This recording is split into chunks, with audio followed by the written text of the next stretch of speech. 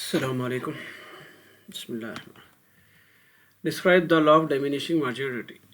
Intermediate CEC first year economics. Important answers. Law of diminishing marginal utility. ठीक है. Law क्या है? कानून. कानून बोले तो कुछ कानून कुदरती कानून है, जैसा अपने को लॉ ऑफ ग्रेविटी है, कोई भी चीज़ ऊपर फेंकेंगे उन्हें वापस नीचे ज़मीन पे आती, कुदरती कानून है. ठीक है. वैसे एक लॉ है जिसको जो है अलग अलग जो है इकोनॉमिस्ट थे वो लोग इसके ऊपर रिसर्च करके इसके बारे में लिखे. Law of diminishing. डिमिनिश का मतलब कम होना, मार्जिनल फ़र्क यूटिलिटी इस्तेमाल से, उसके लिमिटेशंस और इम्पोर्टेंस के साथ लिखना है. 10 मार्क्स का 100% आने वाला आंसर है आपको ये. सबसे पहले introduction. The law of diminishing marginality was originally explain by H.H. Gossen. 1854 में H.H. गोसेन इसको एक्सप्लेन करे थे, इसीलिए इसको गोसेंस फर्स्ट लॉ भी बोलते. उसके बाद अल्फ्रेड मार्शल जो थे उन्होंने अपन जो है ना इसको पॉपुलर करे थे तरीक़े से. डेफिनेशन है according to Alfred Marshall, the law of diminishing marginal utility is defined as the additional benefit which a person derives from a given increase of his stock. जैसा जैसा अपन कोई चीज़ इस्तेमाल कर रहे हैं, कोई चीज़ खा रहे हैं, कोई चीज़ पी रहे हैं, तो जैसा अपन उसकी क्वांटिटी बढ़ाते जाएंगे तो अपने को उससे कितना सेटिस्फैक्शन मिल रहा. ठीक है. एडिशनल यूनिट आने से अपने को एडिशनल सेटिस्फैक्शन कितना मिल रहा और किस हिसाब से वो इंक्रीज या डिक्रीज हो रहा, that will cover under law of diminishing marginal utility. Assumptions. Assumptions में क्या है अपने को, ये जब अपन लॉ यानी कि क्या बोलते हैं, जब रिसर्च कर रहे हैं, जब लॉ को जो है अपन समझने की कोशिश कर रहे हैं, तो उसके अंदर जो है क्या क्या चीज़ों का ख्याल रखना. रेशनैलिटी. कोशिश करना कि जो है कंज्यूमर जो है ना उन्हें हमेशा अपना फ़ायदा सोचने वाला रहना, ज़्यादा कम से कम जो है ना चीज़ों में कम से कम पैसों में ज़्यादा फ़ायदा कमाने वाला रहना, उसको रेशनल बोलते हैं. Cardinal measurement of utility. जो भी चीज़ खा रहे हैं पी रहे हैं उसको किसी किस्म के नंबर में कन्वर्ट कर लेना. Independent utility. ठीक है. एक यूटिलिटी दूसरी यूटिलिटी से दूसरे इस्तेमाल से अलग रहना. Constant marginal utility of money. पैसे में कोई ख़ास चेंजेस नहीं आना. Homogeneous product. सेम प्रोडक्ट पे ही टेस्ट करना. अगर मैं एप्पल ले रहा हूँ तो सेम साइज़ का सेम प्रोडक्ट रहना, सेम एप्पल ही रहना. पहले एप्पल का टेस्ट, दूसरे एप्पल का, तीसरे एप्पल का. ठीक है. That is called homogeneous. Uniform size of good, same वही है. No time lag. सुबह एक खा रहा हूँ, शाम एक खा रहा हूँ, टेस्ट कर रहा हूँ, तो वो टेस्ट नहीं होता. जब का जब उतने ही टाइम के डिफरेंस से अपन जो है ना टेस्ट करना. डिविजिबिलिटी. कमोडिटी. कमोडिटी को छोटे पार्ट्स में डिवाइड कर सकना. मेन आंसर को ये समझना है तो सिर्फ ये टेबल को समझो जो मैं एक्सप्लेन कर रहा हूँ और से लिख लो उसको. सपोज मेरे को बहुत दबा के भूख लग रही, एक्सट्रीम लेवल की. ठीक है. तो बहुत भूखा हूँ. सबसे पहले यूनिट ऑफ एप्पल सपोज कर लेंगे. मैं फर्स्ट एप्पल खाया तो मेरे को 40% मेरी भूख ख़त्म हो गई. That is called total utility बोलेंगे अपन. 40% मेरी भूख क्या हो गई, ख़त्म हो गई. Marginal utility. कितना डिफरेंस आया, पहले मेरी 0% भूख ख़त्म हुई थी, अब कितना डिफरेंस आ गया, 40 का. That will B marginal utility. Margin बोलेंगे फ़र्क को. जब भी क्या करा, मैं सेम सेकंड एप्पल खाया तो अब ये इंक्रीज हो गया, 70% भूख ख़त्म हो गई मेरी. फर्स्ट में जितनी हुई थी उससे थोड़ा कम सेटिस्फैक्शन मिला मेरे को. कितना सेटिस्फैक्शन मिला, 30 यूनिट्स का, 30% का मिला. ठीक है. तो यहाँ पे इन्हें कम हो रहा, देखो 40 से 30. फिर क्या करा, मैं थर्ड एप्पल खाया तो आपको जितना फर्स्ट एप्पल में सेटिस्फैक्शन मिलता उतना बाकी के उसमें नहीं मिलता, कम होते जाता. तो अब आपको हुआ 90%.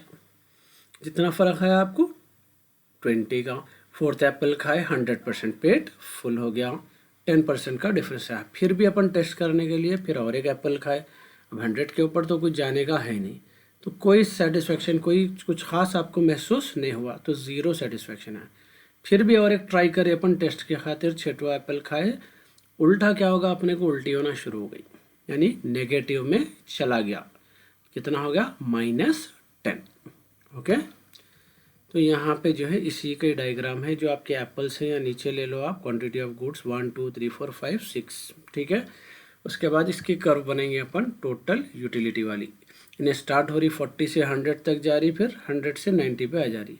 ये देखो 40 से पूरा 100 तक गई और 100 से नीचे 90 पे आ गई. ये है TU curve, total utility curve. उसके बाद है आपको मार्जिनल यूटिलिटी. 40 30 20 10 0 -10 पे ख़त्म हो रही. 40 से शुरू हो रही, सीधा कहाँ आ रही है, -10 पे ख़त्म हो रही. MU कर्व बोलेंगे, ये आपके curves. Okay. the relation between total utility and marginal utility. When total utility increases at diminishing rate, marginal utility falls. तो यहाँ पे क्या है अपने को टोटल यूटिलिटी और मार्जिनल यूटिलिटी में डिफरेंस ये है, टोटल यूटिलिटी इंक्रीज होती इन्हें डिक्रीज होते रहती है हमेशा. When total utility at is maximum the marginal utility becomes zero. जब इन्हें मैक्सिमम पे पहुंच गई 100 पे, इन्हें क्या हो गई जीरो पे हो गई. When total utility decreases marginal utility becomes negative. यहाँ पे इन्हें यहाँ पे ड्रॉप होना शुरू हुई, यहाँ पे इन्हें कहीं में चले गई नेगेटिव में चले गई. Okay, limitations. इसको और अगर आपको बड़ा करना है तो ये जो टेबल है मैं अपनी लैंग्वेज में एक्सप्लेन करा, इसको आप 4-5 लाइन में एक्सप्लेन कर दे सकते हैं, इससे आपका आंसर क्या हो जाता, बड़ा हो जाता. When we eat first apple total utility is 40, marginal utility is also 40. इसी तरीके से इसको एक्सपैंड करके आप पूरा टेबल बना के उसके एक पैराग्राफ उसके बारे में लिख दे सकते हैं. Okay, limitations. लिमिटेशंस का मतलब है ये कानून क्या है, कुछ चीज़ों पे जो है अपने को इस्तेमाल नहीं होता. In the sense this law does not hold good when there is any variation in the taste और इनकम और हैबिट्स ऑफ अ कस्टमर.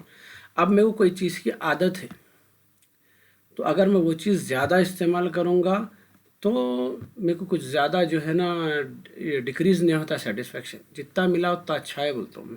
तो ऐसे चीज़ों पे क्या है, ये कानून काम नहीं करता. The law is not suitable when goods are not homogeneous. Product अगर सेम यूज़ नहीं करेंगे टेस्ट करने के लिए अपन, तो ये लॉ उस पर काम नहीं करता. इसमें 2-3 लिखो लिमिटेशंस, ये लास्ट का एक ले लो. This law is not suitable for hobbies such as collection of rare coins. अगर किसी को कॉइन कलेक्शन करने का है क्या बोलते हैं शौक़ है, तो उसको जितने ज़्यादा मिलते जाएंगे कॉइन्स, उसका सेटिस्फैक्शन जो है कम नहीं होगा उसके अंदर. ठीक है, यानी उसको और होते ही रहना रहता, उसको कितने भी मिलो और की भूख रहती है इसको. तो ये कानून यहाँ भी लागू नहीं हो रहा. करेंसी नोट्स, किसी को पैसे मिल रही, उन्हें कलेक्ट करना चाह रहा, तो कलेक्शन बढ़ाते ही हमेशा रहना चाहता, उन्हें कहीं भी बस नहीं बोलता, तो ये कानून उस पर भी नहीं है. पोस्टल स्टैम्प्स भी कलेक्ट करने का किसी को शौक़ है. उसके अलावा जो शराब पीने वाले रहते हैं, उन लोगों को भी क्या है, उन लोग बस नहीं बोलते, सेटिस्फाई नहीं होते, उनको ज़्यादा से ज़्यादा होना रहता. ये चीज़ों पे क्या है अपने को लिमिटेशंस में आता, कानून काम नहीं करता. Importance of the law. ये लॉ इंपॉर्टेंट कई को है. The law facilitates the finance minister in designing appropriate taxation policy. इससे क्या है, फाइनेंस मिनिस्टर को कंट्री के लिए प्रॉपर पॉलिसीज डिज़ाइन करने में मदद मिलती. The law explain divergence between value in use and value in exchange and becomes a basis of theorem. अपने को वो प्रोडक्ट जो है इस्तेमाल करने का है या फिर एक्सचेंज करने का है, ठीक है, वो प्रोडक्ट को डिफ़ाइन करता, उन्हें डिफ़ाइन करके जो है ना अपने को जो है यानी कि अपना जो गवर्नमेंट है उसको पॉलिसीज़ बनाने में आसानी होती. This law serve as fundamental for certain consumptions laws like law of equi marginal utility and law of demand. तो law of demand, law of equi marginal utility में भी ये लॉ अप्लाई होता. Based on this law producer changes the design, packing and pattern of the commodities.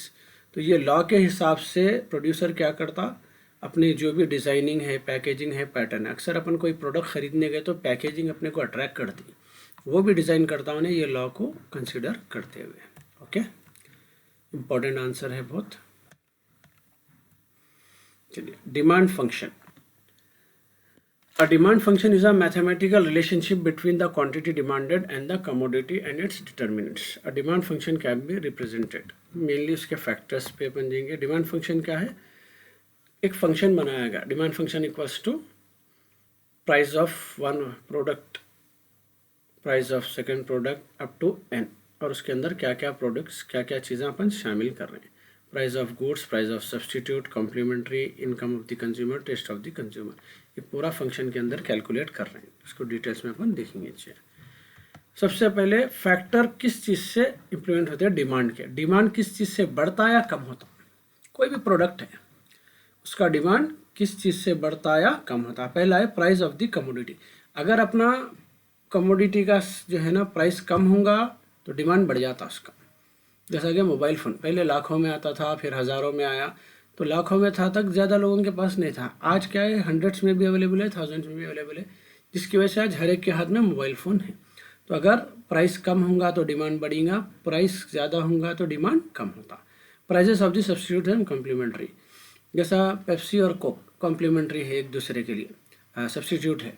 तो अगर एक का rate बढ़ेगा तो दूसरे का डिमांड बढ़ जाता, महंगी चीज़ लोग कम खरीदते, तो ये एक दूसरे पे इफेक्ट डालते। सिमिलरली कॉम्प्लीमेंट्रीज बताओ, चाय है, चाय पीने के लिए दूध होना, पत्ती होना, शक्कर होना, गैस होना, इसमें से किसी भी एक चीज़ का जो है डिमांड अगर बढ़ेगा, किसी भी एक चीज़ का प्राइस बढ़ जाएगा तो ऑटोमेटिक चाय महंगी हो जाएगी और उसके डिमांड के ऊपर फ़र्क पड़ेगा। That is called complementaries. Income of the consumer, consumer की इनकम बढ़ेंगी तो दूसरे प्रोडक्ट्स उन्हें ख़रीदना शुरू करेंगे तो दूसरे प्रोडक्ट्स का डिमांड बढ़ जाता। इनकम कम होंगी तो दूसरे प्रोडक्ट्स क्या करेंगे, उन्हें है सभी प्रोडक्ट्स कम खरीदना शुरू करेंगे तो डिमांड उसका कम हो जाता। टेस्ट एंड प्रेफरेंस, कंज्यूमर का टेस्ट अगर चेंज हो जाएगा तो जो पहले ख़रीदता था उसका डिमांड कम हो जाएगा, जो नया ख़रीदना शुरू करेगा प्रोडक्ट उसका डिमांड बढ़ जाएगा। पॉपुलेशन, पॉपुलेशन जहाँ पे बढ़ेंगी डिमांड भी चीज़ों का बढ़ेगा, फूड है, क्लोथ्स है, हाउसिंग है, etcetera. Technological changes, new inventions are introduce into market, नए नए चेंजेस जैसा आएंगे तो पुराने चीज़ों का डिमांड कम हो जाएगा, नए चीज़ों का डिमांड बढ़ जाएगा। चेंजेस इन वेदर, वेदर के हिसाब से अपन देखते हैं कि चीज़ों का रेट, चीज़ों का डिमांड हमेशा चेंज होता रहता है, सर्दियों का अलग रहता है, गर्मियों का अलग रहता है, बारिश का अलग होता है। बस काफ़ी है। Diagram, law of variable proportion, बहुत इंपॉर्टेंट आंसर है, ये भी 100% एक्सपेक्टेड है answer. Law of variable, similarly law of diminishing देखें, यहाँ वेरिएबल प्रोपोर्शन है, वेरिएबल बोल तो वैरायटी, डिफरेंट, प्रोपोर्शन हिस्से, तो यहाँ पे सीधा सीधा जो है अपने को the law of variable proportion has been developed by 19th century economist David Ricardo. This could be Alfred Marshall. According to classical economists, this law is useful to agriculture, but modern economists says that this law is useful to all sectors. तो Alfred Marshall बोले कि ये इसको agriculture के वास्ते ये law बना important है, लेकिन दूसरे इकोनॉमिस्ट बोले कि ये कोई भी सेक्टर के लिए इम्पॉर्टेंट है।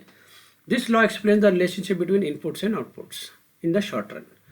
तो अपने को इनपुट्स आउटपुट्स, अगर आप एक चीज़ चेंज करें तो उसका असर बाकी आउटपुट पे चेंज होता है। अपन कोई समझो कि कोई चीज़ पका रहे तो अगर किसी एक चीज़ में अपन चेंज कर दिया, नमक ज़्यादा हो गया, नमक कम होगा, तो डायरेक्टली अपनी डिश के ऊपर, आउटपुट के ऊपर इफेक्ट पड़ता। वही चीज़ इसके अंदर अपन एक्सप्लेन कर रहे हैं, ठीक है। According to Marshall, an increase in the capital and labor applied in the cultivation of land causes in general less than proportionate increase in the amount of produce raised. तो इसमें क्या है, आप पैसे में और लेबर जो काम पे लगा रहे हैं उसमें अगर चेंजेस करेंगे, इंक्रीज करेंगे, तो उसका सीधा सीधा असर कहीं पे पड़ेगा, जो प्रोडक्ट आउटपुट निकलेगा एग्रीकल्चर का उस पर। इसमें भी एजम्पशन है, जब अपन लॉ जो है अप्लाई करेंगे, जब अपन टेस्ट कर रहे हैं उसका, तो उसके लिए क्या क्या चीज़ों अपन ख्याल रखना। पहला है the production technique remain constant, जो भी आप प्रोडक्शन अलग अलग टेस्ट में कर रहे हैं वो सब टेक्निक्स एक ही रहना।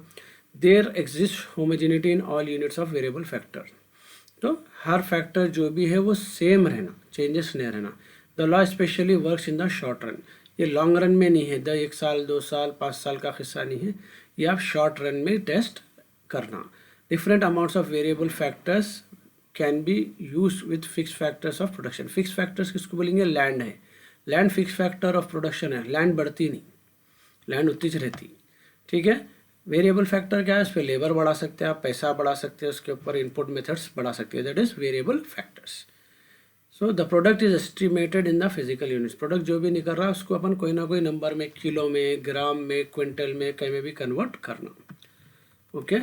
चलिए यहाँ पे एक एग्जांपल दिया है, यहाँ पर भी टेबल को समझ जाओ, पूरा आंसर आपको खुद समझ में आया था। सपोज ज़मीन है मेरी, ज़मीन के ऊपर क्या करा मैं, एक लेबर को अप्लाई करा, ठीक है, एक लेबर को, तो उन्हें 8 क्विंटल चावल निकाला, 8 थैले समझो, 8 थैले या 8 क्विंटल चावल टोटल प्रोडक्ट दिया, तो पर लेबर कितना हुआ 8, क्योंकि है चेक, तो that is called average product.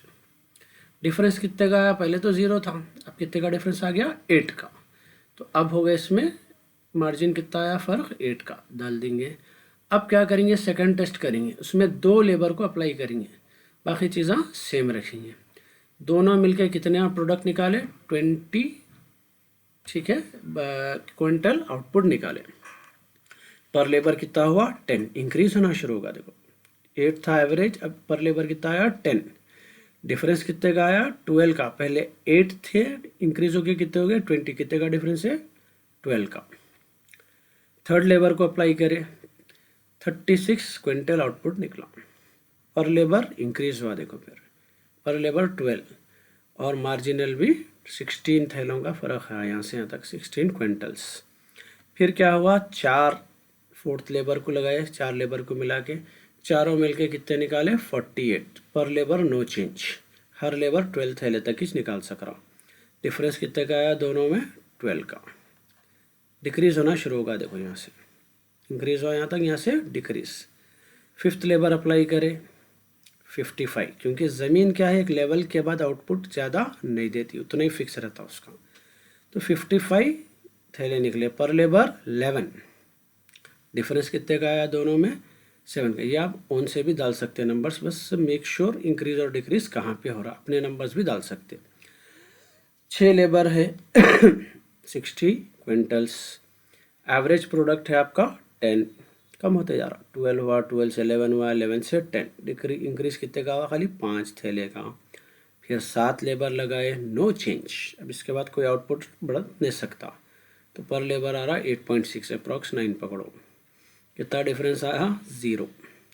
फिर भी टेस्ट कर रहे, 8th लेबर भी अप्लाई कर दिए, साथ में 8 लेबरों को लगा दिए, 56 क्विंटल्स। उल्टा कम होना शुरू हुआ क्योंकि ओवर क्राउडेड हो गई ज़मीन। अब इससे ज़्यादा प्रोडक्शन नहीं निकल सकता। पर एवरेज कितना आया 7, कम हो गया पूरा, और -4 में हो गया, उल्टा जितने निकले थे उससे 4 थैले कम निकले। ठीक है, ये फर्स्ट स्टेज को बोलेंगे इंक्रीजिंग, सेकेंड स्टेज को बोलेंगे डिक्रीजिंग, यहाँ तक। ठीक है, उसके बाद में जो है अपने को थर्ड स्टेज नेगेटिव में आता, डिक्रीज से ये नेगेटिव में। इसी का ग्राफ है, खाली अंदाजे का ग्राफ डाल देना है आपको तीनों का। पहला टोटल प्रोडक्ट का कर्व बना रही, टोटल प्रोडक्ट का कर्व बना रहे पहला, यहाँ से ये वाला, क्योंकि ये इंक्रीज होके फिर 56 पे डिप हुआ 60 तक जाके। दूसरा एवरेज प्रोडक्ट का है, 0 से शुरू होके उन्हें कहाँ पे जा रहा, 7 पे जाके अपने को ख़त्म हो रहा है ये एवरेज प्रोडक्ट कब। तीसरा जो है मार्जिनल प्रोडक्ट, इन्हें यहाँ से 0 से शुरू हो रहा, फिर 8, 12 समथिंग होके जो है यहाँ पे आके नेगेटिव में ख़त्म हो रहा। ये आप ओन से बना दे सकते, जनरल है। ये तीनों स्टेजेस को यहाँ पे एक्सप्लेन कर दो अपने ओन वर्ड्स में। ठीक है, total product increases eight an increasing rate at this stage. Increasing return का जो स्टेज है उसमें क्या हो रहा, कहीं कहाँ तक इंक्रीज हो रहा, वो डिटेल में लिख देना आपने। Similarly diminishing returns, second stage को बोलेंगे डिमिनिशिंग रिटर्न्स। ये इंक्रीजिंग रिटर्न, ये डिमिनिशिंग रिटर्न।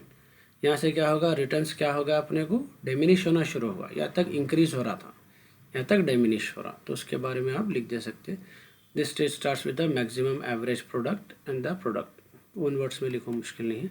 उसके बाद है नेगेटिव रिटर्न स्टेज, यहाँ पे क्या होगा, आउटपुट अपना नेगेटिव के अंदर चलेगा।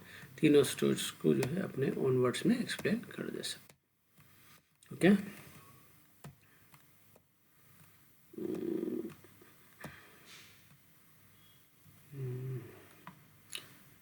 नेक्स्ट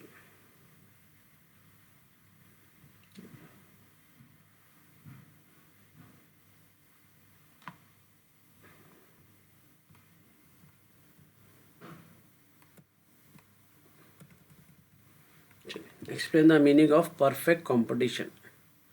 परफेक्ट कंपटीशन किसको बोलेंगे, illustrate the mechanism price determination of under perfect competition.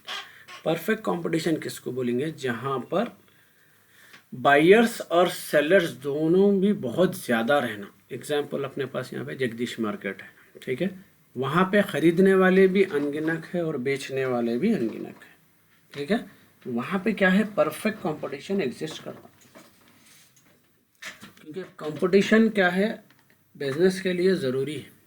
नहीं तो एक बंदा अपने हिसाब से बिज़नेस चलाता, या कुछ बंदे अपने हिसाब से बिज़नेस को कंट्रोल करते, अपने रेट पे बेचते, मार्केट को कंट्रोल करते। कंपटीशन रहा तो कोई भी अपने हिसाब से बिज़नेस को नहीं चला सकता, बिज़नेस के हिसाब से लेके सबको चलना पड़ता।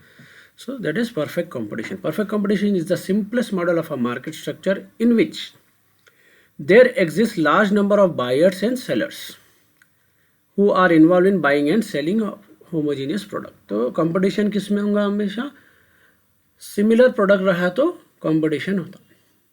अगर मैं भी वही प्रोडक्ट बेच रहा हूँ और सामने वाला भी वही प्रोडक्ट बेच रहा, तो हम दोनों के बीच में कंपटीशन होता, otherwise no competition. Okay, all firms in this markets are price takers and there is no restriction on entry into and exit from the market. तो यहाँ पे क्या है, मार्केट ऐसा रहता कोई भी आ सकता, दुकान लगा सकता, कंपनी लगा सकता, और कोई भी जब भी चाहा छोड़ के जा भी सकता उसमें। In this market there is no rivalry among the sellers और फर्म्स। यहाँ कोई लड़ाई झगड़े नहीं रहते किसके भी। Both buyers and sellers have perfect knowledge of the market condition, prices, availability. Buyers को भी पूरे मालूमात रहते कौन सी चीज़ कितने में लेना, कोई कैसा लेना। सेलर को भी मालूम रहता कौन सी चीज़ कितने में बेचना और कैसा बेचना। प्राइस कैसा डिसाइड होता इसके अंदर, जब परफेक्ट कंपटीशन एग्जिस्ट करेंगे। अगर खाली परफेक्ट कंपटीशन का अपोजिट होता मोनोपोली, सिंगल सेलर। अगर मेरा खाली मैं अकेले हूँ मार्केट में वो चीज़ बेचने वाला, तो मैं कितने में भी बेच लेता हूँ, कोई प्रॉब्लम नहीं है, क्योंकि लोगों को मेरे से खरीदना है। नहीं, अगर जो है कंपटीशन रहेगा तो फिर मार्केट के हिसाब से प्राइस डिसाइड होता उसका, वो मैकेनिज्म अपन इसमें देखेंगे। In perfect competition the prices of a good is not decided by buyer and seller. ना बायर डिसाइड कर सकता प्राइस, ना seller. It is rather decided by the industry based on the forces of supply and demand. ये जो है industry decide करती है, यानी कि वो जैसा कि अब फ़ोन की इंडस्ट्री डिसाइड करती है ये फ़ोन कितने में बिकेगा, ये मार्केट में इंडिया में कितने में बिकेगा, यूएस में कितने में बिकेगा, दुबई में कितने में बिकेगा, ये फ़ोन की कंपनी, फ़ोन की इंडस्ट्री डिसाइड करती सप्लाई और डिमांड के हिसाब से। यहाँ पे टेबल है, यहाँ पर भी टेबल को समझना है। पहले क्या करें, 10 रुपये उसका प्राइस रख के देखें, तो 20 सप्लाई करे समझो अपन उसको, ठीक है। लेकिन डिमांड आया 60 का, यानी कि अब इसका डिमांड ज़्यादा है अपने को, तो अपन क्या कर सकते हैं, प्राइस बढ़ा के देख सकते। तो सेकंड सेट में क्या करें अपन, 20 रुपीज़ में बेच के देखें, तो 30 सप्लाई करे खाली अपन, लेकिन फिर भी 50 लोग डिमांड में है, अभी 50 जो है डिमांड आ रहा उसका, यानी अभी भी अपने पास चांस है प्रोडक्ट का प्राइस बढ़ाने का। फिर क्या करें अपन, 30 रुपीज़ में करके देखें, तो 40 सप्लाई करे और 40 डिमांड आया, तो यहाँ पे डिमांड और सप्लाई दोनों अपने इक्वल है गए। फिर भी टेस्ट करने के लिए क्या करा, मैं रेट फिर से बढ़ाया, 40 में बेच के देखा, तो 50 सप्लाई करा। मैं ज़्यादा सप्लाई इसलिए करा, मेरे को ज़्यादा फायदा होना रेट बढ़ने से, लेकिन डिमांड कम आया, मेरा प्रोडक्ट पूरा नहीं बिक रहा। फिर भी एक टेस्ट के लिए और एक क्या करा, मैं फिर बढ़ाया प्राइस और ज़्यादा सप्लाई करा, लेकिन यहाँ पे क्या होगा, डिमांड और कम हो गया। तो मेरे लिए परफेक्ट प्राइस क्या रहेगा यहाँ पे, 30, क्योंकि जितना मैं सप्लाई करूँगा उतना पूरा मार्केट में डिमांड आएगा, उतना सोल्ड हो जाएगा। ये जो दिख रहा है आपको क्रॉसिंग एज है, ये डिमांड कर्व है। डिमांड कर्व क्या है अपने को, यहाँ से 60 से 20 तक, ऊपर से नीचे ये सप्लाई कर्व है, इन्हें 20 से 60 तक ऊपर जा रही। दोनों कहाँ पे मिल रहे हैं, यहाँ पे एग्जैक्टली 40 पे मिल रहे हैं दोनों। ये है 40 केजीज पे, उसका प्राइस क्या रह रहा है यहाँ पे, ₹30। तो मेरे प्रोडक्ट का प्राइस क्या रहेगा, 30 रुपीज़ में बेचा तो परफेक्ट प्राइस रहता। यहाँ पे प्राइस डिसाइड हुआ मेरा। From the about table the price mechanism increases. ये तो वही है जो मैं एक्सप्लेन करा, पूरा ये ओन वर्ड्स में लिख ले सकते हैं।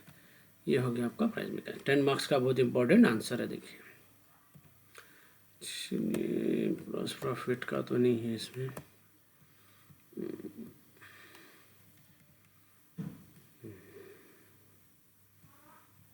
ये 2 मार्क्स का है rent theory. National income, national income का इम्पोर्टेंट आंसर ये है।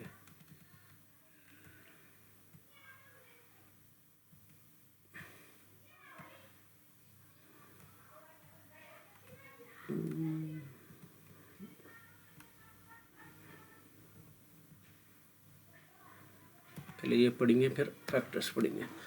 What are the various methods of calculating national income. National income, country की आमदनी आपको अगर मालूम करना है तो उसको कैसा मालूम करेंगे, घर घर जाके खटका मार के नहीं पूछ सकते भाई आप क्या कमा रहे हो, ठीक है। 140 करोड़ के ऊपर लोग हैं कंट्री में, तो हमको मालूम नहीं होता कि कंट्री की टोटल इनकम क्या है। उसके लिए गवर्नमेंट ये 3 अलग अलग मेथड्स है, उससे उन्हें कोशिश करती है कि कंट्री की टोटल इनकम कितनी है मालूम कर सके। 10 मार्क्स का very very very important answer है ये। सबसे पहला इसके अंदर है आउटपुट या प्रोडक्ट मेथड। कंट्री के अंदर कितना प्रोडक्शन हो रहा, टोटल जो कुछ भी बनता कंट्री के अंदर, जो कुछ भी इंडस्ट्रीज में प्रोड्यूस होता, जो कुछ भी एग्रीकल्चर में प्रोडक्शन होता, जो भी चीज़ें हैं वो टोटल प्रोडक्शन इनटू उसका प्राइस कितना है। ठीक है, कंट्री में समझो 1 लाख प्रोडक्ट्स बनते, 1 लाख प्रोडक्ट का पूरा प्राइस कितना है वो प्राइस के साथ कैलकुलेट करें। तो क्योंकि प्रोडक्ट जितना बनेगा इसका मतलब उतना बिकेगा, इसका मतलब उतना पैसा कंट्री के अंदर है, उतनी आमदनी कंट्री को है। That is first method, output method. Output method is also known as also called as inventory method or commodity service method. The market value of all final goods, final goods इसलिए बोलते हैं जैसा कि अगर मैं गन्ने का रेट पहले से कैलकुलेट कर लूँगा, फिर वो गन्ने से शक्कर बनेगी, शक्कर का भी रेट लूँगा तो दोनों का रेट होगा। वो तो मेरे को सिर्फ शुगर का रेट लेना है। फाइनल प्रोडक्ट क्या है मेरा, शुगर, तो शुगर का रेट खाली मैं कंसिडर करूँगा, गन्ने का नहीं। तो इसलिए जो है ना फाइनल गुड्स का रेट लेना हमेशा। ठीक है, कैलकुलेट करें तो उससे मालूम होता है टोटल प्रोडक्ट कितना बन रहा। उसका फॉर्मूला है, देखो यहाँ पे, gross national product. Price of first quantity कितना है, price of first commodity into quantity of first commodity. ये समझोगे प्राइस 10 रुपीज़ है इनटू मैं 100 किलो निकाला into 100 plus second product plus second third fourth fifth up to N, जितने भी crore products है सबका प्राइस। तो ये सब क्या है, कंपनीज गवर्नमेंट को पूरी इन्फॉर्मेशन देते जिससे गवर्नमेंट इसको कैलकुलेट करती। इससे मालूम होता टोटल आउटपुट कंट्री के अंदर कितना निकल रहा, जिससे मालूम होता कि अपने को कंट्री में पैसा या आमदनी कितनी है। This is called output method. Second है इनकम मेथड। किसी को भी 4 अलग अलग जो है तरीके से इनकम होती। पहला है रेंट, दूसरा है वेज, वेज बोल तो आप सैलरीज वगैरह सब इसके अंदर आ जाएंगे। तीसरा है इंटरेस्ट, चौथा है प्रॉफिट। ठीक है, या तो आदमी को किरायों से आमदनी होती, घरा बनाया, चीज़ा बनाया, दे दिया है, किराए आ रहे हैं, गाड़ियों के किराए आ रहे हैं, ये। दूसरा है वेजेस, वेजेस बोल तो काम कर रहे हैं, पैसे आ रहे हैं, सैलरी या वेज। थर्ड है इंटरेस्ट, बैंक में या कहीं भी रख रहे हैं, पैसे डाल रहे हैं, इंटरेस्ट आ रहा। चौथा प्रॉफिट, बिजनेस कर रहे हैं, प्रॉफिट आ रहा। ये मेन 4 सोर्स है आदमी की इनकम के। ये सारे चीज़ों का रिकॉर्ड गवर्नमेंट के पास जाता, आपको या तो इनकम टैक्स के थ्रू जाता, या तो जो है बैंक्स के थ्रू जाता, या तो जो है ना अलग अलग चीज़ों के थ्रू गवर्नमेंट के पास ये सारे रिकॉर्ड्स रहते हैं। ठीक है, जिससे गवर्नमेंट ये पूरों को ऐड करके मालूम करती है कि टोटल कंट्री में लोगों को इनकम कितनी आ रही। That is called income method. यह है R for rent, wages, interest और प्रॉफिट, टोटल कंट्री का लोगों का। थर्ड एंड फाइनल है इसमें एक्सपेंडिचर मेथड। खर्चा कितना कर रही गवर्नमेंट या लोग, टोटली कंट्री के अंदर कितना खर्चा हो रहा। खर्चा हो रहा का मतलब क्या है, अगर कोई कार खरीदा, कोई कुछ खरीदा, तो मेरे को अंदाज़ा रहेगा कि इसके पास उतने पैसे अवेलेबल है, सही है, उसके पास उतने होंगे पैसे, तो दैट्स वाई एक्सपेंडिचर। तो इसके अंदर सबसे पहला हाउस होल्ड एक्सपेंडिचर, कंजम्पशन के लिए वो कंसिडर करते। एक आदमी जो खर्चा करता, लोग कितना खर्चा कर रहे हैं मार्केट में, ये सारा खर्चा जो है गवर्नमेंट को मालूम होता अलग अलग मार्केट्स के थ्रू। दूसरा है कंपनियां भी खर्चा करती, प्रोडक्ट बनाने में खर्चा होता, स्टाफ को मेंटेन करने में खर्चा होता, और कई टैक्सेस भरने में खर्चा होता। वो खर्चा भी गवर्नमेंट को मालूम रहता। गवर्नमेंट का खर्चा है, government schools, government colleges, government servants, ये सब को गवर्नमेंट रोड्स वगैरह मेंटेन करती है, हर चीज़ गवर्नमेंट का भी खर्चा। प्लस एक्सपोर्ट कर रहे हैं सो उस पर क्या खर्चा आ रहा, ये सारे खर्चे मिला के इससे मालूम होता नेशनल इनकम। तो ये 3 तरीक़े हैं जिससे आप नेशनल इनकम कैलकुलेट कर सकते, या गवर्नमेंट नेशनल इनकम कैलकुलेट करती हुई। Most important answer. ठीक है, इसमें factors of national income. National income को जो है चेंजेस जो आते, जो असर करते, वो भी इसके अंदर 5 मार्क्स में पूछा तो पूछता। सबसे पहला है natural resources. The size of national income in a country is affected by the availability of. अगर आपके पास नेचुरल रिसोर्सेज ज़्यादा होंगे तो आपकी आमदनी भी बढ़ती है। एग्जाम्पल गल्फ़ कंट्रीज है, उनके पास क्या है, ऑयल रिसोर्सेज है।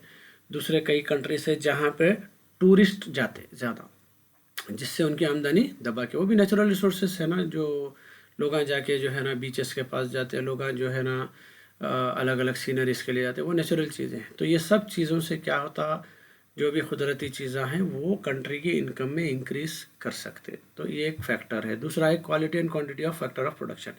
अगर अपने पास अच्छी क्वालिटी के प्रोडक्ट्स निकलते हैं, ठीक है, तो वो भी क्या है, अपने को नेशनल इनकम पे असर पड़ता। अगर क्वालिटी आपकी कम रहेंगी तो आपको नेशनल इनकम पे असर पड़ेगा, कम होंगे इसके भी।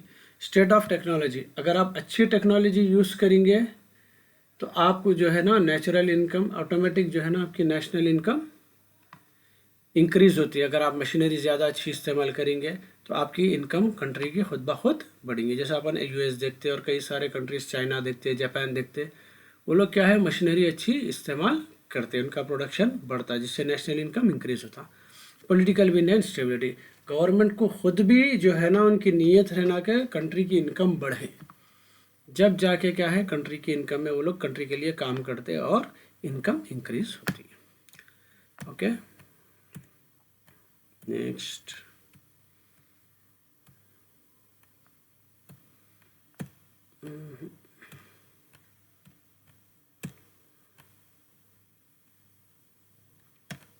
टेन मार्क्स का इंपॉर्टेंट आंसर है कीनेशियन थियरी। कीन्स था एक इकोनॉमिस्ट जो कि एक थियरी बनाया था जिससे कितने लोगों को काम पे रखना। इसका छोटा सा एग्जांपल देता हूँ, उसको दिमाग में बैठा लो। अगर मैं एक होटल डाला, अब मेरे को ये नहीं मालूम रहता कि मैं कितने लोगों को काम पे रखूँ स्टार्ट में, क्योंकि मेरे को यही अंदाज़ा नहीं रहता कि मेरे को सेल कितना होने वाला है। तो उसके लिए थोड़े दिन मेरे को रिस्क लेना पड़ता, टेस्ट करना पड़ता।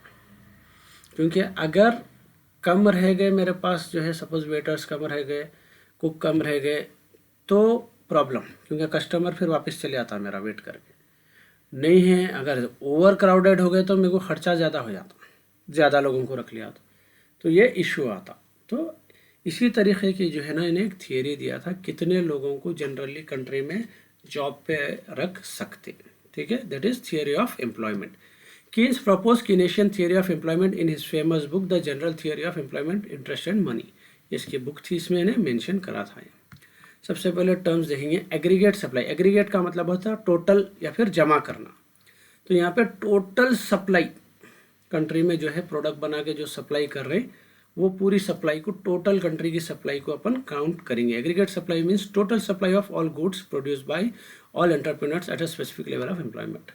तो सारे कंपनीज में टोटल मिला के कितना आउटपुट कंट्री का निकल रहा उसको काउंट करना, that is aggregate supply. Similarly है टोटल डिमांड, पूरी कंट्री में वो सारे प्रोडक्ट्स के लिए डिमांड कितना है उसको भी काउंट करना। Aggregate demand is the total demand of all commodities at a specific employment level in the economy. तो कंट्री के अंदर टोटल डिमांड वो सारे प्रोडक्ट्स का कितना है, ये दो चीज़ को कंसिडर कर रहे हैं, ये टेस्ट करने के लिए अपन, ठीक है। अब आएंगे अपन इफेक्टिव डिमांड मालूम करने के लिए। इफेक्टिव डिमांड क्या है, यहाँ पे अपने को सेम जैसा अभी प्राइस मालूम करे थे, देखो अपन प्राइस मैकेनिज्म में वही चीज एग्जैक्टली है, टेस्ट कर रहे हैं यहाँ पे अपन, ठीक है। टेबल को देख लो, समझ में आता आंसर। 10 लाख वर्कर्स को समझो अपन काम पे रखे पूरी कंट्री में। लोग क्या कर रहे हैं, 500 करोड़ का सप्लाई दे रहे हैं अपने को, लेकिन डिमांड अपने पास आ रहा है 600 करोड़ का। तो अपने को डिमांड और सप्लाई मीट नहीं हो रही यहाँ पे। फिर क्या करें अपन, 1 लाख लेबर को बढ़ा दिए, ये लोग 550 करोड़ का सप्लाई दे रहे हैं और डिमांड है यहाँ पे 625 का, अभी भी मैच नहीं हो रहा। फिर क्या करें, 1 लाख को फिर बढ़ाए, फिर सेम कहानी, फिर 13 लाख करे, स्टिल नॉट मैचिंग। 14 लाख जब करे हम, 700 करोड़ का सप्लाई हो रहा, 700 करोड़ का ही डिमांड हो रहा, यहाँ पे अपने को मैच हो रहा। फिर भी टेस्ट कर रहा हूँ मैं, और 1 लाख को बढ़ाए, यहाँ पे क्या होगा, डिमांड सप्लाई बढ़ गया, डिमांड कम हो गया। फिर 16 करे, सेम कहानी, यहाँ पे क्या होगा, सप्लाई ज़्यादा हो गया, डिमांड कम हो गया। तो अपना जो इफेक्टिव डिमांड रहेगा वो रहेगा जहाँ पे अपना डिमांड और सप्लाई दोनों एक ही लेवल पे जब आ रहा, तो 14 लाख आदमी को हम काम पे रख सकते, ओके, तो मेंटेन कर सकते। उसी का ये ग्राफ है, देखो ये जो है E1 अपन एक ले रहे सप्लाई का कर्व, एक ले रहे डिमांड का कर्व, दोनों जहाँ पे टच हो रहे हैं that is called effective demand. AD equals to AS, aggregate demand equals to aggregate supply, that is your effective demand, okay. Same चीज़ को आप ओन वर्ड्स में एक्सप्लेन कर ले सकते हैं। डन, नेक्स्ट चलिए शॉर्ट आंसर स्टार्ट हो गए. Explain the scarcity definition of economics. That definition was given by Lionel Robbins in the book आना है. In his book An Essay on the National Significance of Economic Science. ये Lionel Robins जो है scarcity के बारे में दिया था. Economics is the science which studies human behavior as a relationship between ends and scarce means which have alternate uses. तो economics actually है क्या, ह्यूमन बिहेवियर को रीड करता. वो क्या है भाई बोले तो अपने को एंड्स एंड स्केर्स मीन्स अपने पास क्या है, क्या चीज़ों अपने को होने का है, ठीक है, ज़िंदगी में, और उसको पूरा करने के लिए अपने पास क्या है. जैसा कि अब मेरे को कार होना है, फलाना कार होना है, तो मेरे पास उस तरह उसको अफोर्ड करने का जो है मीन्स अवेलेबल है या नहीं है. मेरे पास नहीं है तो मैं वो कार नहीं ले सकता हूँ. That is called scarce means, क्योंकि कमी रहती है हमेशा पैसों की, ठीक है, वो हमारे मीट नहीं हो सकते यूजर्स.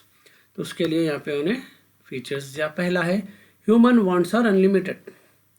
इंसान के ख्वाहिशात कभी भी ख़त्म नहीं होते. एक जैसा अपन पूरी करे दूसरी तैयार रहती. ये फ़ोन लिए उसके बाद थोड़े दिन के बाद वो फ़ोन नहीं दूसरा होने का रहता, गाड़ी होने का रहता, वो चीज़ होने का रहता है. तो वो ख़बर में गए तक अपने को चीज़ें ख़त्म होने वाले नहीं हैं. मीन्स आर स्केर्स में क्या बोला, उसको पूरा करने के लिए जो हमारे को ज़रूरत है वो हमारे पास कम है. मेरे पास थोड़े पैसे रहेंगे जिससे मैं एक वांट सेटिस्फाई कर सकता हूँ अपना, सारे वांट्स नहीं होते, तो इसलिए मैं लिमिटेड रहते. Alternative uses of scarce means, अब मेरे पास पैसे हैं, मेरे को कार भी होना है, मेरे को जो है ना वो प्रॉपर्टी भी होना है, मेरे को ये भी होना है, मैं कोई एक चीज़ में वो पैसे को लगा सकता हूँ, कोई एक चीज़ में वो पैसे को मैं लगा सकता हूँ, इस्तेमाल कर सकता हूँ, ठीक है. तो that is called alternative uses of scarce means, ठीक है. छोटा जो है बच्चा है, उसके पास 100 रुपये है एग्जाम्पल, तो वो 100 रुपये उन्हें, अब उसको जो है चॉकलेट्स भी होना है, उसको खिलौना भी होना है, इसको ये भी अभी, तो उन्हें हर चीज़ नहीं खरीद सकता, तो उन्हें किसी एक या दो चीज़ में इस्तेमाल कर सकता हो पैसों को. Okay, that is alternative uses of scarce means.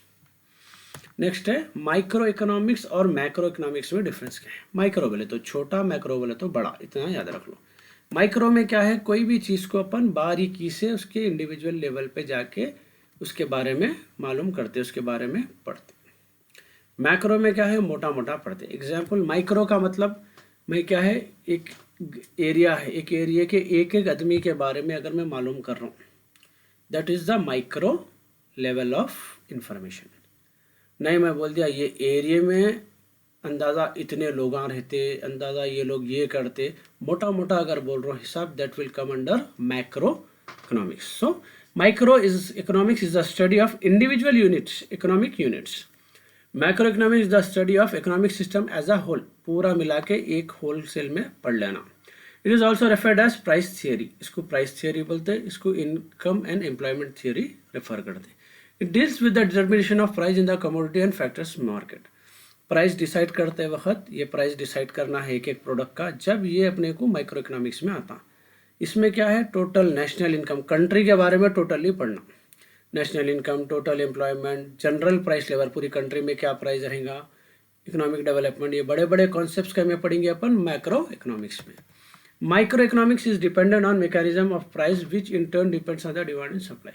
तो ये मेनली प्राइस से डील करता है, डिमांड के सप्लाई के हिसाब से चेंजेस होते रहते हैं. यहाँ पे एग्रीगेट डिमांड और एग्रीगेट सप्लाई के हिसाब से चेंजेस होते हैं. बस ये 5 मार्क्स का आंसर है. व्हाट इज यूटिलिटी, यूटिलिटी बोलेंगे इस्तेमाल, ठीक है, या फिर जो है ना satisfaction. Utility refers to the capacity of a commodity to satisfy a human want the particular. तो कोई भी चीज़ आपको कितना जो है इस्तेमाल में आ रही या फिर कितना सेटिस्फाई कर रही, दैट इज यूटिलिटी. तो the utility of commodity can be जज ओनली बाय अ कंज्यूमर. आप ही बोल सकते हैं, अगर आप कोई चीज़ पी रहे हैं तो आप कितना सेटिस्फाई है आप बोल सकते हैं. आप जो है ना कंज्यूमर है, आप उसको इस्तेमाल कर रहे हैं, आप बोल सकते हैं. Consumption of wine is harmful to health, it is not useful but it has a utility. छोड़ दो एग्जाम्पल.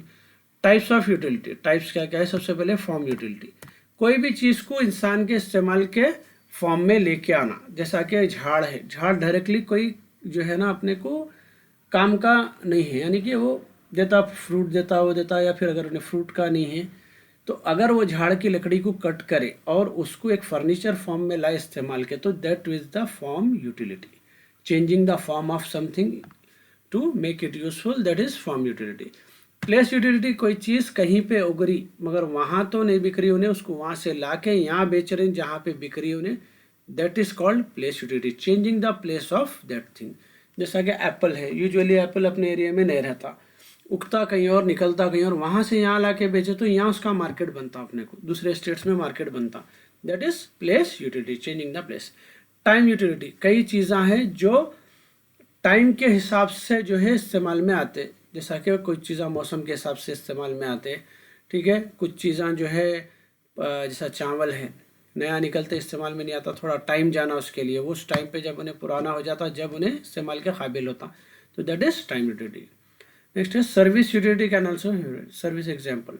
सर्विस यूटिलिटी यानी कि किसी को भी सर्विस देना, जैसे मैं टीचर हूँ, डॉक्टर है, इंजीनियर है, ये लोग आपको सर्विस प्रोवाइड करते, आपको सेटिस्फाई करते, तो ये है यूटिलिटीज। 2 मार्क्स में भी पूछ सकता।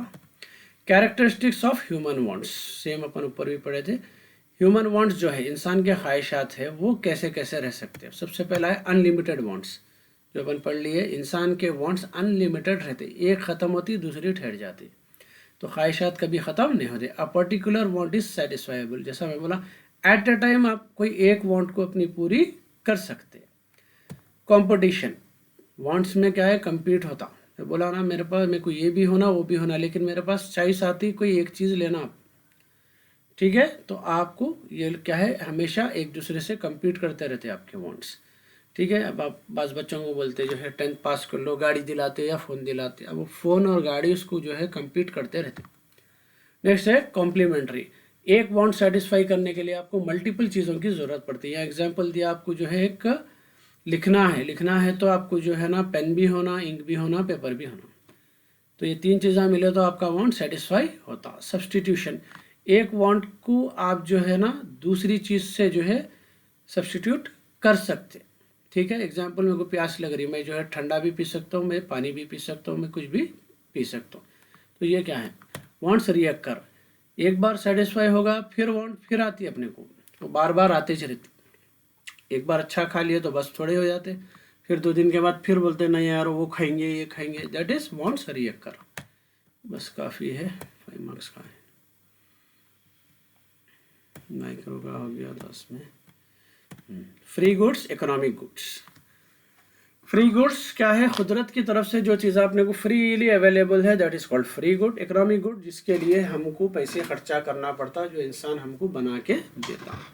Free goods are gift of nature, कुदरत का तोहफा रहते। Economic goods are artificial man made goods रहते। These are in abundant and their supply is more than demand.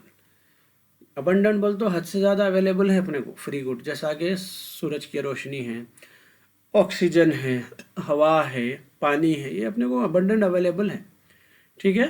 Demand से ज़्यादा अवेलेबल है, लेकिन ये हमेशा कम रहते हैं डिमांड से हमारे, ठीक है। Economic goods, these goods have no prices, free में है, ये प्राइस का रहता। Free goods have no cost of production, आपको बनाने ही नहीं है, वहाँ कुदरती बन रहा, तो कॉस्ट ऑफ प्रोडक्शन नहीं है, और इसके लिए कॉस्ट ऑफ प्रोडक्शन है। These goods have value in use but no value of exchange, आप ये गुड्स को एक्सचेंज नहीं कर सकते, ज़रा बाहर से थोड़ी धूप की रोशनी लाओ तो नहीं ला सकते आप, तो ये चीज़ें क्या है, अपने को वैल्यू इन यूज़ है, आप इस्तेमाल करो, आपको फ़ायदा है उसका, आप उसको एक्सचेंज नहीं कर सकते। इसमें क्या है, वैल्यू इन यूज़ भी है, वैल्यू इन एक्सचेंज भी है। अब आप कोई प्रोडक्ट है, मैं लाओ बोलता हूँ बाहर से, आप लेके आ सकते, आप भी इस्तेमाल कर सकते हैं, बाहर से ला के दूसरे को दे भी सकते। These are economic goods, okay.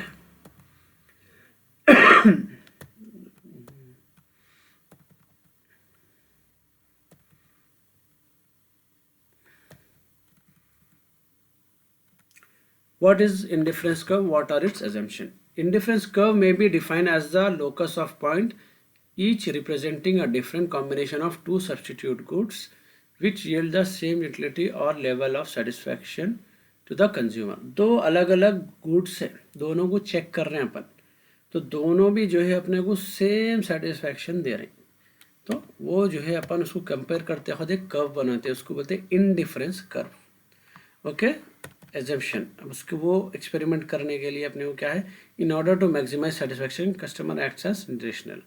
Customer हमेशा क्या रहता, रेशनल रहता, उन्हें क्या करता, मेरे को कम खर्चे में ज़्यादा फ़ायदा होना, good X and Y exist, दो अलग अलग गुड्स को आप कंपेयर कर रहे हैं। ये हो सकता जो है पानी और कोल्ड ड्रिंक हो सकता, कोक और पेप्सी हो सकता, चाय और कॉफ़ी हो सकता, कुछ भी हो सकता, इसको टेस्ट कर रहे हैं। The consumer has a good knowledge regarding the prices of the goods in the market, दोनों भी प्राइजेस आपको अच्छी तरीके से मालूम रहना।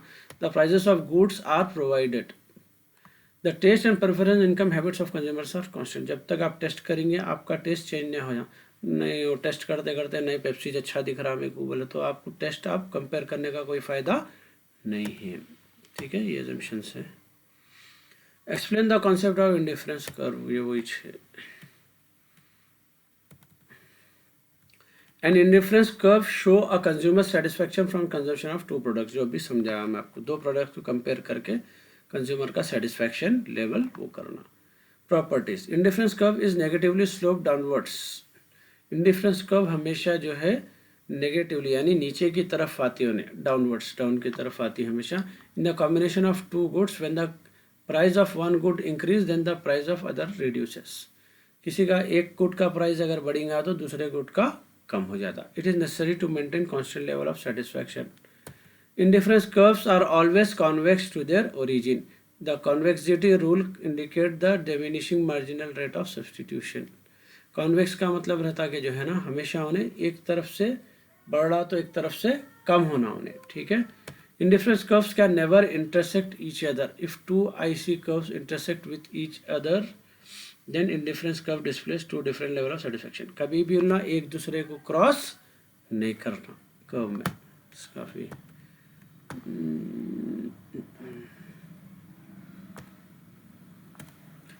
What are the factors that determine the demand, demand किस चीज़ की वजह से डिमांड पे असर होता है।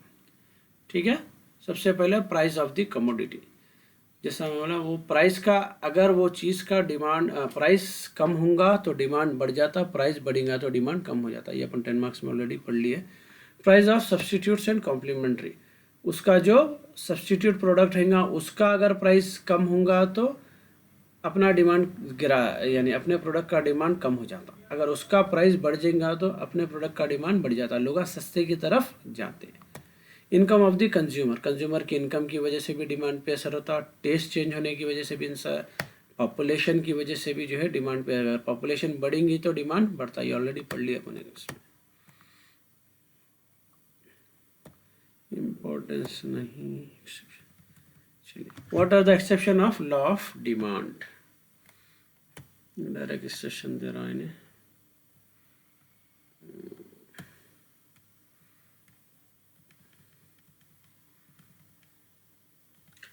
लॉ ऑफ डिमांड क्या है बोले तो, demand increases price decreases, law of demand का सीधा रूल है, कोई भी चीज़ का जब रेट बढ़ता, कोई भी चीज़ का जब प्राइस बढ़ेगा डिमांड ऑटोमेटिक क्या हो जाता, उसका कम हो जाता।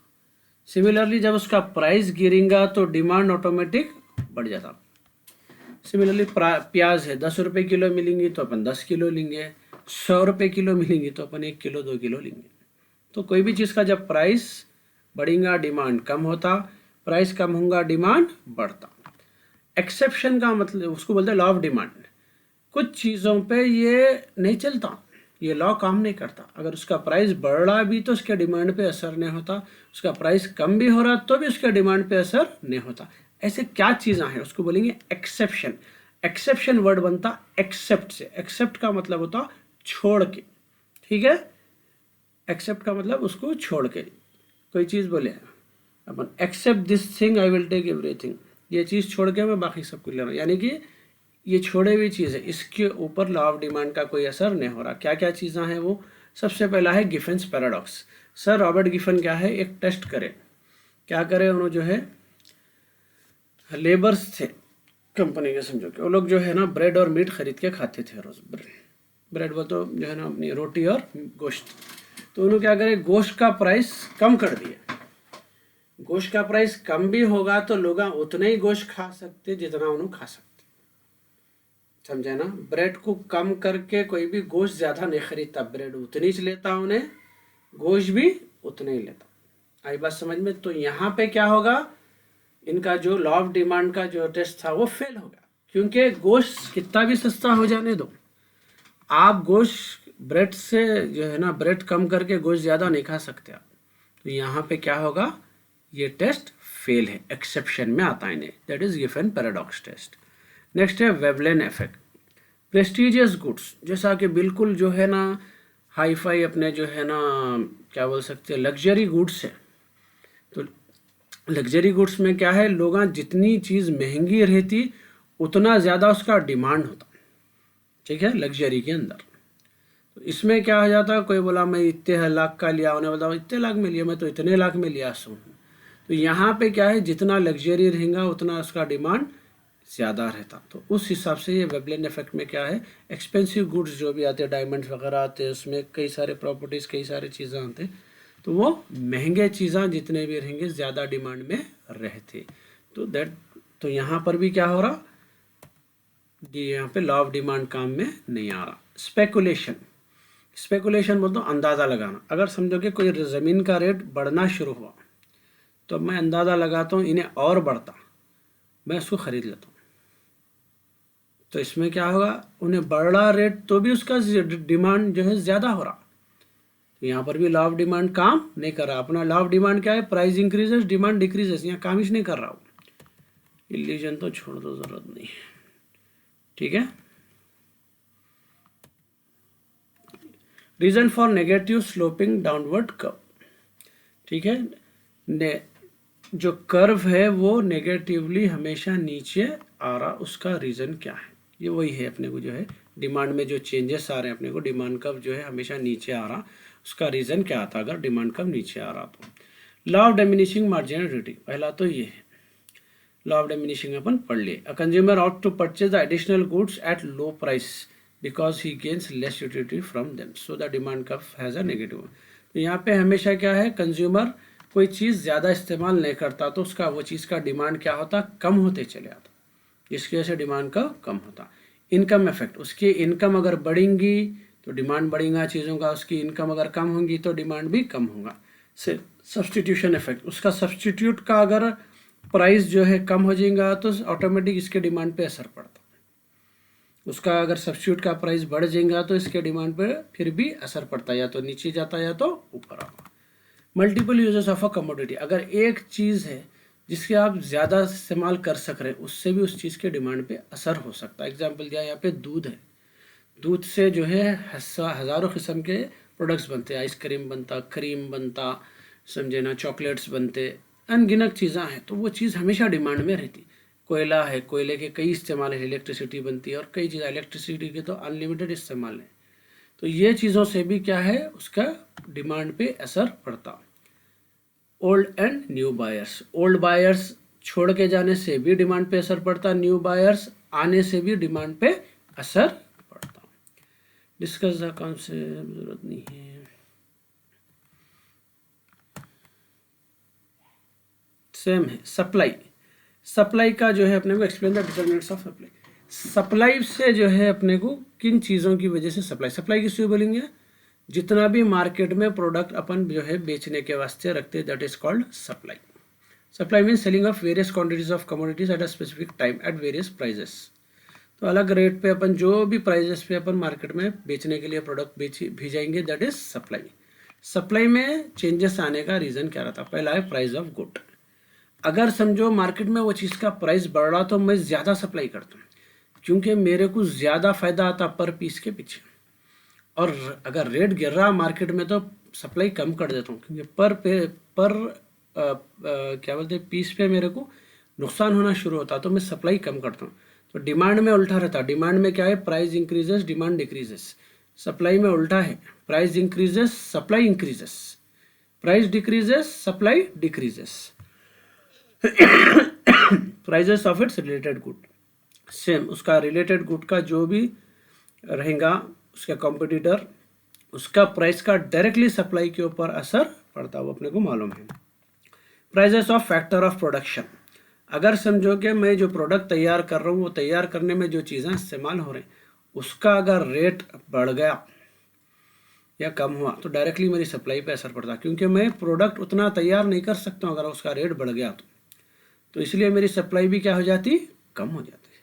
स्टेट ऑफ टेक्नोलॉजी, अगर जो है टेक्नोलॉजी आई तो मैं सप्लाई ज़्यादा कर सकता हूँ। अब समझो कि मेरे पास अदमिया मिल के जो है 100 पीस रोज़ के तैयार कर रहे थे मेरे प्रोडक्ट के, तो मैं मशीन ख़रीद के लाया, वो मशीन मेरे 500 पीस रोज़ के तैयार कर रही, तो मैं सप्लाई भी ज़्यादा कर सकता हूँ। Goals of producer and other determinants,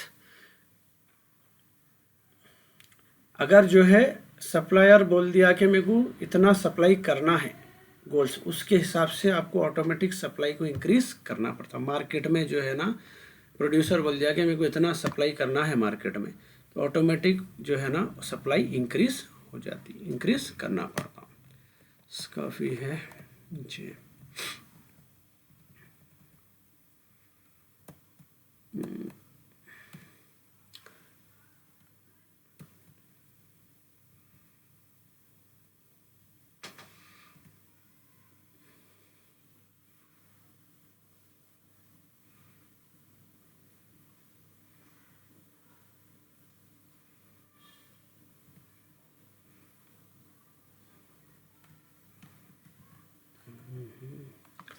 What are internal economies of scale?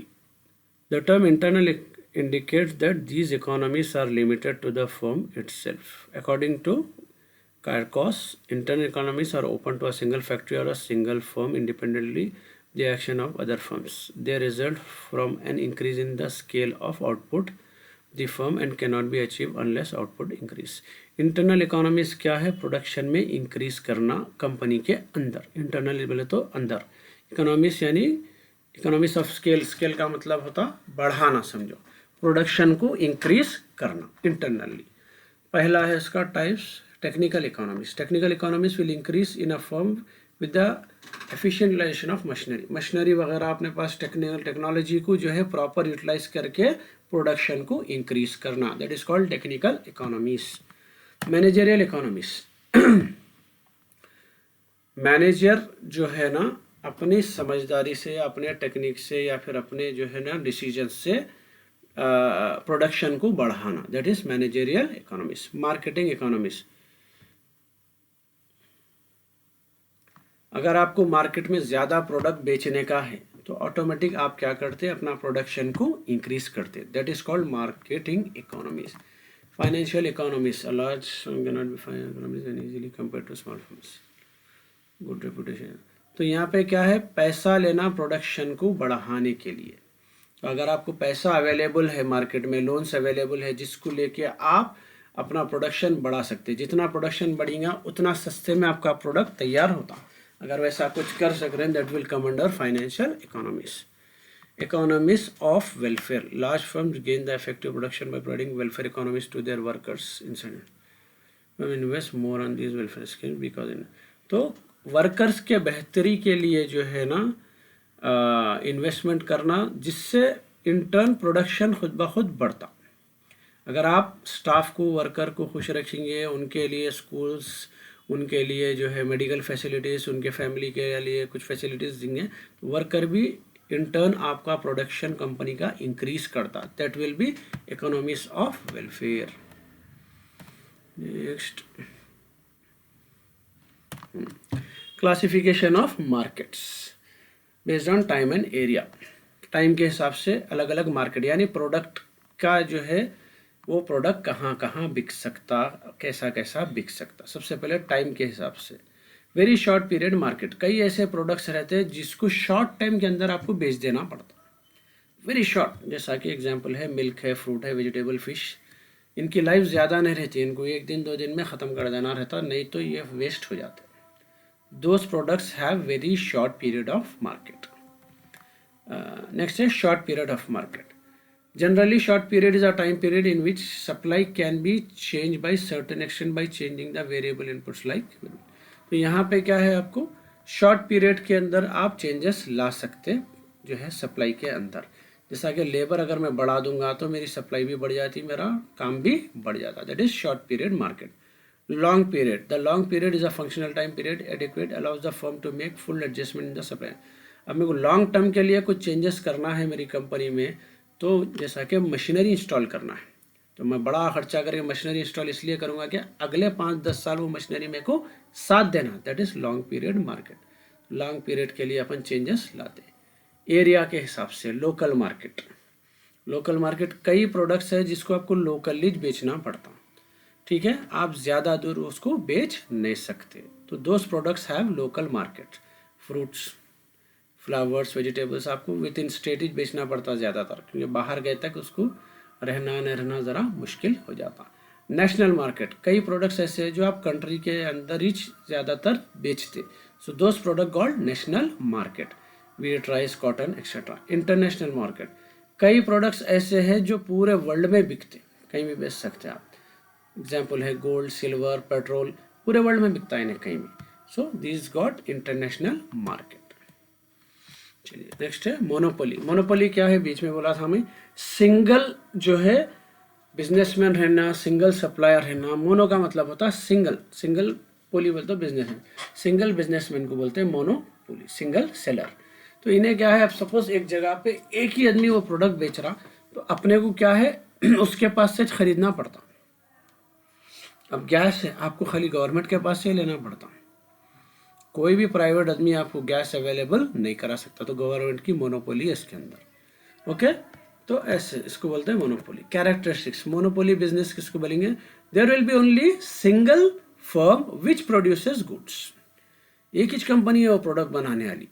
A good does not have any close substitute, उसका कोई सब्स्टिट्यूट नहीं रहना। अब गैस के बजाय जो है आपको कुछ भी सब्स्टिट्यूट नहीं ले सकते आप।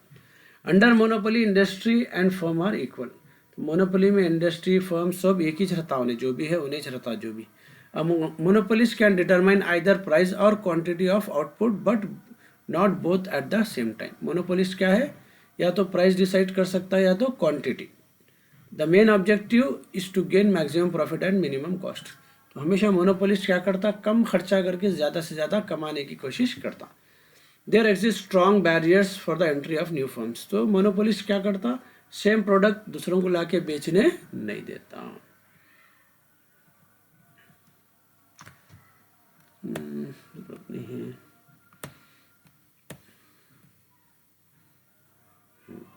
What are the determining factors of real wage, real wage किसको बोलेंगे। आप कभी सोचिए, लोग जो है यूएस जाते, यूके जा रहे, समझे, दुबई जा रहे, सऊदी जा रहे, तो वहाँ पे जाके भी ज़्यादातर हमारे लोग जो है, कोई ड्राइविंग कर रहा, सपोज के कोई कुछ काम कर रहा, तो यहाँ में और वहाँ में जो है, यहाँ पे वो काम कहीं को नहीं कर सक रही, क्या डिफरेंस है, समझे, विच काम कहीं को नहीं कर सक रही, क्या डिफरेंस है, सॉरी। सो लोग जो है अपने बाहर जाके काम करने की वजह क्या है, तो काम वजह ये है कि जो कॉस्ट ऑफ प्रोडक्शन रहता वो जो है अपने को कम या ज़्यादा। एग्जांपल, अगर एक हजाम है, तो हजाम जो है यहाँ पे अगर कटिंग कराए तो 100 रुपीज़ का एवरेज उसको जो है ना पैसे मिलते, ठीक है। वही अगर बाहर उन्हें अगर कर रहा, समझो कि दुबई में सपोज उसको 20 दिरहम्स यानी कि 400 उसको जो है रुपीस मिल रही, अरे यहाँ 100 वहाँ 400। इशू ये है, जब उन्हें यहाँ बिरयानी खाने देंगे तो मिनिमम 100 से 150 रुपीज़ यहाँ पे उसके खर्चा होते एक टाइम की बिरयानी के। वहाँ पर भी जब उन्हें बिरयानी खाने देंगे तो उसके 20 से 25 दिरहम्स खर्चा होते। तो वहाँ का जो एक्सपेंडिचर रहता, वहाँ का जो प्राइस लेवल रहता, उस हिसाब से वहाँ की वेजेस या सैलरी है, यहाँ के हिसाब से यहाँ के सैलरी या वेजेस रहती है। वहाँ पे जाके आपको जो है सेविंग करना पड़ता, फजूल खर्चों से बचना पड़ता, अपने ख्वाहिशों को मारना पड़ता, जब जाके पैसे आपको बचते। आई बात समझ में। सिमिलरली तो रियल वेज, रियल जो सैलरी या पेमेंट होती किसी की भी, वो कंपनी वाले या गवर्नमेंट किस हिसाब से डिसाइड करती, वो ये आपका आंसर है। पहला फैक्टर है प्राइस लेवल, जो आपको समझा दिया। परचेजिंग पावर ऑफ मनी, उसको जो है ना, उतने पैसे से आप उस जगह पे, उस कंट्री में या उस एरिया में क्या खरीद सक रहे हैं, उस हिसाब से आपकी सैलरी या वेज डिसाइड होती है। एग्जाम्पल आपको हजाम का दे दिया हमें। मेथड ऑफ पेमेंट, अगर आपकी सैलरी के अंदर जो है, यहाँ पे अक्सर जो है सैलरी में अलग अलग चीज़ें रहती हैं। अगर आपको सपोज के घर दे रहे हैं वो लोग फ्री रहने के लिए जो है, या रूम दे रहे, मेडिकल फैसिलिटीज़ फ्री दे रही, ट्रांसपोर्ट फ्री दे रही, एजुकेशन टू चिल्ड्रन, ये सब चीज़ें अगर आपको फ्री मिल रही तो आपकी सैलरी कम रहेंगी। ये सब चीज़ें आपको उसमें जो है फ्री नहीं मिल रही तो आपकी सैलरी ज़्यादा होती। रेगुलरिटी ऑफ पेमेंट, अगर जो काम है, काम आपको परमानेंट मिले हुआ है तो आपको जो है ना सैलरी कम मिलती, आपको टेम्पररी काम है तो ज़्यादा। एग्जाम्पल एक इलेक्ट्रिशियन है, इलेक्ट्रिशियन को अगर मैं काम को बुलाया तो उन्हें डेली मेरे को एक दिन के काम के 1000-1500 रुपये ले लिया समझो। वही जो है ना अगर मैं उसको परमानेंट रख लिया, परमानेंट जॉब, तो 30 दिन के 1500 के हिसाब से 45,000 रुपये होते। तो मैं उसको 1500 के 45,000 रुपये सैलरी तो नहीं दे सकता, क्योंकि काम कभी कभार निकलता। तो टेम्पररीली जब आप किसी काम के लिए जाते तो आपको पेमेंट ज़्यादा मिलता, अगर आपकी परमानेंट जॉब है तो पेमेंट आपका कम मिलता। उसमें एश्योर ये रहता कि आपको मंथली फिक्स सैलरी मिलने वाली है। टेम्पररी में क्या रहता, आपको कभी काम मिलता कभी काम नहीं मिलता। That is called regularity of employment. Nature of work, अगर काम खतरे का है तो सैलरी ज़्यादा रहती, काम अगर कम खतरे का है या खतरे का नहीं है तो सैलरी कम रहती। नेचर ऑफ वर्क हो गया। उसके बाद कंडीशन ऑफ वर्क, सिमिलरली आप जहाँ पे काम कर रहे हैं वहाँ के हालात आपके हिसाब से है, अच्छे हालात है, बेस्ट उसमें ऑफिस में बैठ के काम कर रहे हैं, सिंपल है, तो आपकी सैलरी कम रहती। नए आपके हालात भी ख़तरे वाले है या डर्टी है या फिर जो हिसाब से आपको होना है वैसे नहीं है, फेवरेबल नहीं है, तो आपकी सैलरी ज़्यादा रहती। सब्सिडरी अर्निंग, आप खाली एक ही काम कर रहे तो आपके पैसे सैलरी ज़्यादा रहेंगे। नहीं आप तो यहाँ भी काम कर रहे हैं, कहीं और भी काम कर रहे हैं, 2-4 जगह काम कर रहे हैं आप, तो आपकी सैलरी कम रहती। ओके, 5 पॉइंट लिख दे सकते हैं।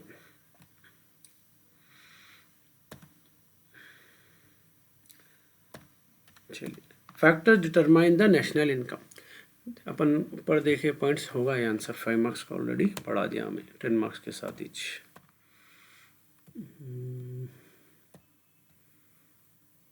Sources of public revenue, government को जो आमदनी है, पब्लिक बोलेंगे यहाँ पे, गवर्नमेंट को बोलेंगे अपन गवर्नमेंट रेवेन्यू। गवर्नमेंट की आमदनी किस किस चीज़ से होती, गवर्नमेंट को इनकम कहाँ से होती, उसको डिवाइड करा सबसे पहले टैक्स रेवेन्यू और नॉन टैक्स रेवेन्यू। रेवेन्यू बोले तो आमदनी, तो यहाँ टैक्सेस को से सबसे पहले डायरेक्ट टैक्सेस है जो अपन खुद डायरेक्टली गवर्नमेंट को पे करते। एग्जाम्पल है इनकम टैक्स है, एक्सपेंडिचर टैक्स है गवर्नमेंट के, जो डायरेक्टली अपन गवर्नमेंट को सैलरीज में से कट होके आते हैं, ठीक है। उसके अलावा बिजनेसमैन हैं, उन लोगों को डायरेक्टली पे करना पड़ता इनकम टैक्स, तो गवर्नमेंट को जाते पैसे। सेकेंड है आपको wealth tax, gift tax, property tax, ये भी टैक्सेस है आपको जो डायरेक्टली जो है गवर्नमेंट को पे करते हैं अपन। प्रॉपर्टी के भरते हैं ना अपन, रजिस्ट्री के टाइम पे जाके भरते पैसे, उसके नहीं सॉरी प्रॉपर्टी टैक्स जो घर पे आता अपने को, ठीक है, प्रॉपर्टी का टैक्स पे करने के लिए, तो ये गवर्नमेंट को डायरेक्टली अपन पे करते हैं, इसलिए इसको बोलेंगे डायरेक्ट टैक्स। उसके अलावा इनडायरेक्ट टैक्सेस बहुत सारे पे करते हैं अपन, जो अपना फ़िलहाल जीएसटी मोस्ट फेमस, आप जो भी प्रोडक्ट खरीदते हैं उसके ऊपर आप टैक्स पे करते हैं इंडिया में, वो अपन दुकानदार को देते हैं, दुकानदार जो है ना सप्लायर को देता है, सप्लायर डिस्ट्रीब्यूटर को देता है, डिस्ट्रीब्यूटर कंपनी को देता है, कंपनी गवर्नमेंट को देती, ठीक है। तो ये जीएसटी पे हो रहा अपना इनडायरेक्टली, अपन पे कर रहे हैं लेकिन इनडायरेक्टली गवर्नमेंट को जा रहा। उसके अलावा इंपोर्ट एक्सपोर्ट वगैरह पे भी गवर्नमेंट टैक्स लेती, वो भी गुड्स का टैक्स डायरेक्टली इनडायरेक्टली गवर्नमेंट को जाता। उसके अलावा गवर्नमेंट को आमदनी क्या है, non tax revenue, administrative revenue, same कॉलेजों को आप फीसाँ भरते, पेनल्टियाँ भरते, फाइन्स जो अपने आते वो है, लाइसेंस फ़ी भरते, ये सब पैसे किसको जाते, गवर्नमेंट को जाते, ठीक है। Administrative revenue. Commercial revenue, government के खुद के भी अपने कंपनी से, फिलहाल एयर इंडिया तो नहीं है, दे दिया इन्हें पुरानी, PHEL कंपनी है, रेलवेज़ भी पहले गवर्नमेंट की थी, अब फिलहाल नहीं है, तो ये सारे भी जो है ना कहाँ जाते, गवर्नमेंट को जाते। BSNL थी पहले गवर्नमेंट की, फ़िलहाल ख़त्म पे है उन्हें, तो ये भी गवर्नमेंट के कंपनीज थे जो इसका डायरेक्टली कंपनी को या गवर्नमेंट को जाते थे। लोन्स एंड एडवांसेस, गवर्नमेंट क्या है, लोन्स लेती दूसरी जगह से, दूसरे कंट्रीज से लेती या वर्ल्ड बैंक से लेती, ठीक है, जिससे उसको आमदनी होती। ग्रांट्स इन एड्स, कई लोग गवर्नमेंट्स को जो है हेल्प भी करके जाते हैं, जैसा कि अगर छोटा कंट्री है, बड़ी कंट्री वाला कोई आया तो उन्हें हेल्प करके जाता, that is grants in ads.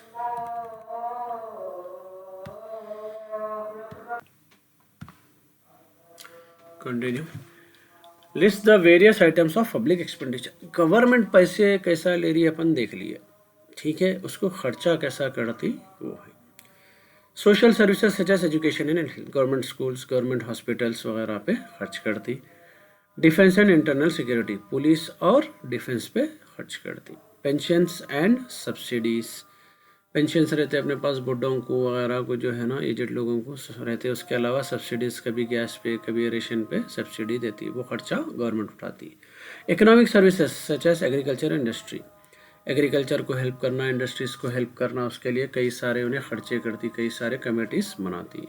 Other general services such as tax collection, external affairs, जैसा टैक्स कलेक्शन करने वाले लोग हैं, ठीक है, और एक्सटर्नल अफेयर्स जो भी अपने दूसरे स्टेट्स, दूसरे कंट्रीज़ को लेके जो भी मैटर्स रहते हैं, जहाँ भी खर्चे होते हैं, वो गवर्नमेंट करती है।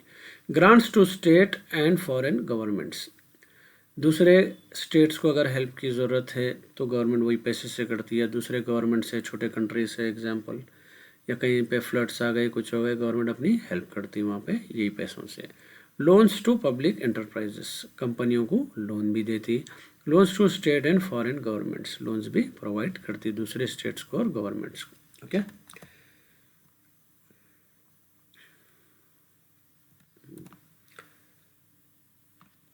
Methods of redemption of public डेप्ट, गवर्नमेंट के ऊपर जो लोन है, वो लोन को चुकाने के लिए गवर्नमेंट क्या क्या करती, ठीक है। सबसे पहला है सरप्लस बजट।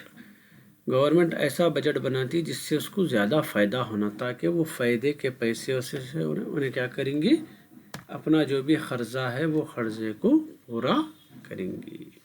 रीफंडिंग, कर्ज़ों को फिर दूसरे कर्जे लेके फिर ये कर्जा फेड़ के दूसरे कर्जों में कन्वर्ट करना, that is refunding.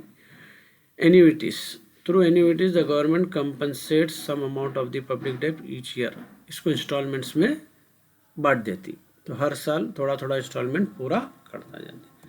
Sinking fund, government का एक इमरजेंसी फंड रहता जो प्रेसिडेंट के अंडर में रहता, तो वो ज़रूरत पड़ी तो वो फंड में से जो पैसे हैं लेके उन्हें कर्जा फेड़ दे।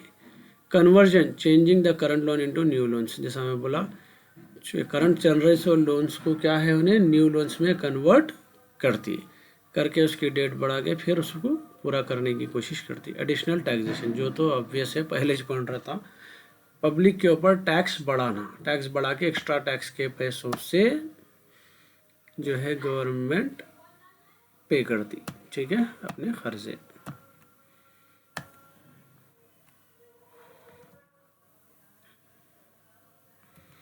What is barter system, what are its difficulties. Situation इमेजिन करो जब पैसे नहीं थे, जब पैसों का था ना पैसे थे, ना अशरफियाँ थे, कुछ भी नहीं थे वो टाइम पे जो है, ना सिक्के थे, तो लोग कारोबार कैसा करते थे, चीज़ों का जो है सामान लेते देते कैसा थे, उस सिस्टम को बोलते हैं बार्टर सिस्टम।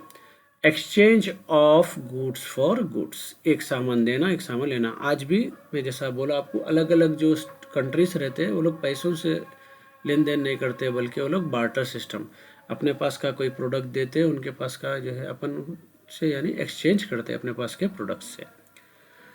तो इसमें क्या था, प्रॉब्लम्स बहुत सारे थे, ठीक है। वो क्या थे, lack of coincidence of wants, उसको मेरे पास का प्रोडक्ट होना जो मैं बनाता हूँ, लेकिन मेरे को उसके पास के प्रोडक्ट में इंटरेस्ट नहीं है उस वक्त, तो दोनों को भी एक ही टाइम पे इंटरेस्ट आना एक्सचेंज करने में, तब जाके वो डील हो सकती थी, तो एक इशू था।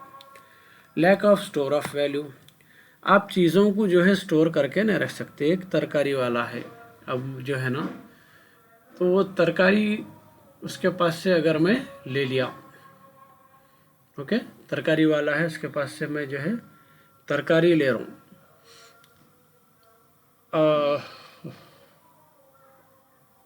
तरकारी एग्जाम्पल, मेरे पास से उसको बहुत सारे जो है ना, मैं चावल का कारोबारी हूँ ना, तरकारी का, तो उसको बहुत सारा चावल मेरे पास से होना है, बहुत सारा चावल तो उन्हें लेके रख ले रहा उसके यूज़ में, उतने चावल की एग्जैक्ट मेरे को तरकारी दे रहा, वो मैं तरकारी लेके करूँगा क्या, क्योंकि मैं स्टोरेज नहीं कर सकता उसको, क्योंकि एक दिन में वो तरकारी की वैल्यू ख़त्म हो जाती। तो प्रॉब्लम था कि स्टोर ऑफ वैल्यू नहीं कर सकते थे चीज़ों का। तीसरा है lack of divisibility of commodity, आप चीज़ों को प्रॉपर बांट नहीं सकते थे उस टाइम पे। अब मेरे पास छोटा सा कोई प्रोडक्ट है, छोटी सी कोई चीज़ है, समझे, मैं उसको देना चाह रहा हूँ, उसके बदले में जो है ना, अब मैं उसके पास एक बड़ी गाय है, अब मैं जो है ना बड़ा कुछ बकरा है समझो, मेरे को खाली जो है ना बकरे की मुंडी दे दे भाई, नहीं बोल सकता मैं। डिवाइड प्रॉपर आप नहीं कर सकते चीज़ों को। तो पहले के टाइम पे आपको डिवीजन का इशू होता था एक्सचेंज करने के टाइम पे। Lack of common measure of value, चीज़ों को हम हर चीज़ को अपन जो है पैसों में तोलते ही, इतने का वो उतने का वो, कुछ भी रहने दो, जब पैसे से नहीं रहते तो आप कोई भी चीज़ को आप जो है ना कन्वर्ट नहीं। अब मैं बोला उस टाइम पे सम भाई मेरे पास से 1 किलो चने ले लो, 1 किलो सोना दे दो, बोले तो पॉसिबल है नहीं। तो मेजर ऑफ वैल्यू उस टाइम पे प्रॉपर नहीं होता था। Difficulty in making deferred payments, आप एक चीज़ लिए, अब उसको वही चीज़ वापस कहाँ से ला के करेंगे? आप तरकारी वाले से तरकारी तो ले लिए, उसको तरकारी ला के कहाँ से देंगे आप उसको? उन्हें तरकारी वाला है और उन्हें तरकारी अपनी लिंगा गई को वापस, तो आपको एक्सचेंज करने में, लोन लेने में प्रॉब्लम होता था। ठीक है, ये है barter system. Explain the primary and secondary function of money, वो सारे जो बार्टर सिस्टम के इश्यूज थे वो अपने को पैसा आने के बाद सॉल्व हो गए। तो उसका अपने को पैसा क्या क्या चीज़ में काम में आता। सबसे पहले पैसा है मीडियम ऑफ एक्सचेंज। तो आपको बार्टर सिस्टम में exchange of goods for goods करना था। यहाँ पे क्या है, पैसा दो सामान लो, सामान दो पैसा लो, exchange of goods for money, money for goods, पहला प्रॉब्लम सॉल्व होगा। मेजर ऑफ वैल्यू, कोई भी चीज़ को आप पैसों में बोल सकते हैं, ये 5,000 का है, ये 2 रुपये का है, ये 10,000 का है, ये 1 लाख का है। तो anything you can measure in money. Secondary function store of value, जैसा मैं बोला, आप कोई भी चीज़ को बेच दिए, उतने पैसे आप तिजोरी में रखो, 8 दिन के बाद भी वही वैल्यू रहती है, 1 महीने के बाद भी वही वैल्यू रहती है, 1 साल के बाद भी वही वैल्यू, 100 की नोट ही रहती है। आप वैल्यू को स्टोर करके रख सकते हैं पैसों में। स्टैंडर्ड ऑफ डिफर्ड पेमेंट, आप किसी से पैसे खरीदा लेके, आप ज़रूरी नहीं है पैसे वापस करना, आपको सोना दे सकते, चीज़ दे सकते, कोई भी चीज़ आप पेमेंट कर सकते। ट्रांसफ़र ऑफ मनी, पैसे को आप एक जगह से दूसरी जगह आसानी से ट्रांसफ़र कर सकते। Explain different kinds of deposits accepted by the commercial banks, या फंक्शंस ऑफ कमर्शियल बैंक्स भी बोल सकते हैं आंसर को। बैंक्स जो रहते हैं अपना SBI, SBH, ICI, ये कमर्शियल बैंक्स है। ये बिजनेस, इन लोगों के अंदर जो है कोसे कोसे टाइप के अपन अकाउंट्स खोल सकते हैं। एक होता सेविंग अकाउंट या सेविंग डिपॉजिट। इसमें क्या है बोले तो आप पैसे सेव करते, अकाउंट में पैसे डालते, उस पर उन्हें 4% तक आपको इंटरेस्ट देता, लेकिन आपको हफ्ते में सिर्फ 2 से 3 बार ही पैसे निकालने की इजाज़त रहती है अकाउंट में, सेविंग अकाउंट में। नेक्स्ट है करंट अकाउंट। करंट डिपॉजिट या करंट अकाउंट बिजनेस में ना खोलते, इसमें आपको अनलिमिटेड आप पैसे डाल सकते और निकाल सकते, इस पर कोई इंटरेस्ट चार्ज नहीं होता, उल्टा बैंक आपको चार्जेस ले सकता देने के बजाय। इसके बाद है टर्म डिपॉजिट। टर्म डिपॉजिट क्या है अपने को, क्या बोलते हैं अपन, फिक्स डिपॉजिट बोलते। आप 5 साल, 2 साल, 10 साल, 20 साल के लिए आप पैसे परमानेंटली डाल देना, उसमें इंटरेस्ट ज़्यादा मिलता आपको। नॉर्मली 6 से 8.5%, 10% तक भी इंटरेस्ट आपको अवेलेबल होता, बस बीच में पैसे आप निकाल नहीं सकते टर्म कंप्लीट होने के बजाय। बस काफ़ी है 3 इसमें। स्टेट एनी 3 मेजर या फंक्शंस ऑफ सेंट्रल बैंक, अपना जो मेन बैंक है सेंट्रल बैंक RBI, तो उन्हें क्या क्या करता। सबसे पहले अपने को मालूम है नोट्स उन्हें छाप के देता अपने को, that is called note issue. Main authority इसी के पास है, ठीक है। दूसरा है banker to the government, government का बैंक है मेन, गवर्नमेंट को लेन देन जितना भी करना रहता पैसे का, वो गवर्नमेंट, जैसा अपना नॉर्मल SBI SBH रहता, वैसी जो है गवर्नमेंट का बैंक रहता RBI या सेंट्रल बैंक। बैंकर्स बैंक, जितने भी बैंक्स कंट्री के अंदर है, सारे कंट्री के अंदर के बैंक्स जो है ना इसके अंडर में काम करते, तो इन्हें होगा बैंकर्स बैंक, मेन बैंक होगा सबका। Okay, inflation, define inflation, explain it types. Inflation बोले तो महंगाई, महंगाई क्या है अपने को मालूम है, प्राइजेस, कोई भी चीज के बढ़ना, that is inflation. Inflation means consistent rise in general price level, continue वो चीज़ का प्राइस बढ़ते जाना, जैसा पेट्रोल है अपने पास ठीक है, गैस है। ये क्या है, इन्फ्लेशन में आता है, महंगाई बढ़ना। इसके टाइप्स है, महंगाई कैसा कैसा बढ़ती है। सबसे पहला है क्रीपिंग इन्फ्लेशन। क्रीपिंग बोलेंगे रेंगना। अगर समझो कि वो चीज़ का प्राइस स्लोली बढ़ रहा, 2% तक जा रहा समझो साल में बढ़ के, तो that will come under creeping inflation. Walking inflation, अगर 2% से लेके 4% तक हर साल वो चीज़ का रेट बढ़ता जा रहा, that will come under walking inflation. 4% से 10% तक अगर वो चीज़ का रेट बढ़ते जा रहा हर साल, that will come under running inflation. Hyper inflation या galloping, if the rate of inflation is, अगर 10% से ज़्यादा बढ़ रहा हर साल वो चीज़ का rate, that will come under galloping inflation. उसके अलावा causes of inflation, based on the cause of, वजह से। डिमांड पुल इन्फ्लेशन क्या होता, अगर वो चीज़ की डिमांड बढ़ रही जिसकी वजह से वो चीज़ की जो है ना रेट बढ़ रहा, तो that is demand pull inflation, demand उसको खींच के बढ़ा रहा। कॉस्ट पुश इन्फ्लेशन, इसमें क्या है, वो प्रोडक्ट बनाने के लिए जो चीज़ों की ज़रूरत पड़ी वो महंगे हो जा रहे, जैसा कि चाय बनाने के लिए अगर दूध और गैस महंगा हो जा रहा, जिसकी वजह से चाय में महंगाई आ जा रही, चाय बढ़ जा रहा, चाय का रेट बढ़ रहा, that is called cost push inflation. Okay, statistics. The word statistics is derived from Latin word status, general है।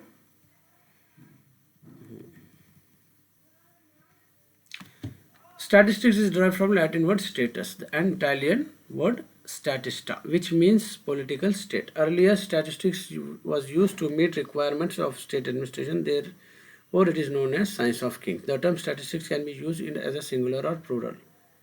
When the word is used singular, it refers to collection, classification, presentation, analysis and interpretation of data. यहाँ पे क्या है, statistics जो है actually जो data आता, जैसा कि कंट्री के बारे में है, अपनी कंट्री में ये एज के इतने लोग हैं, ये एज के इतने लोग हैं, ये एज के इतने लोग हैं, जिसमें से मर्द इतने हैं, औरतें इतने हैं।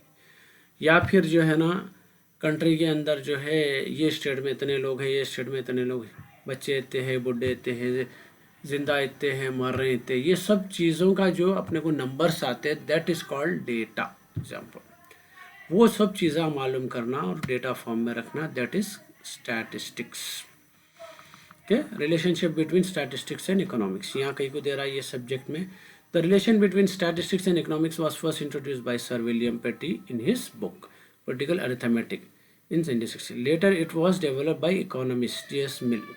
It is economic problems such as poverty, unemployment, rising prices, volume of trade, mining, agriculture, etc. numerically expressible and can. ये अपने को अंदाज़ा तो ले रहे हैं, ये कंट्री में अपनी इतनी पॉपुलेशन हो रही है, हर साल इतने पैदा हो रहे हैं, तो वो जो नंबर्स लेके अपन प्रॉपर टेबल फॉर्मेट में डालते हैं, एवरेज अपन बोल रहे हैं हर साल इतने बच्चे पैदा हो रहे हैं, हर साल इतनी आबादी बढ़ रही, तो इकोनॉमिक्स को यहाँ पे स्टैटिस्टिक्स से जोड़े अपन इतना पढ़े, यहाँ पे पॉपुलेशन कई को बढ़ी, फलाना फलाना कई चीज़ें पढ़े अपन, उन सबको नंबर्स में डालना, दैट विल बी स्टैटिस्टिक्स। इसीलिए दोनों क्या है, रिलेटेड है, जिसके अंदर पूरी चीज़ें, अनएम्प्लॉयड बेकार कितने लोग हैं, गरीबी के नीचे कितने लोग हैं, रेट्स कितने बढ़े चीज़ों के, बिजनेस क्या हो रहा, एग्रीकल्चर कैसा हो रहा, ये सब चीज़ों को नंबर्स में कन्वर्ट करना, that will come under statistics. Okay,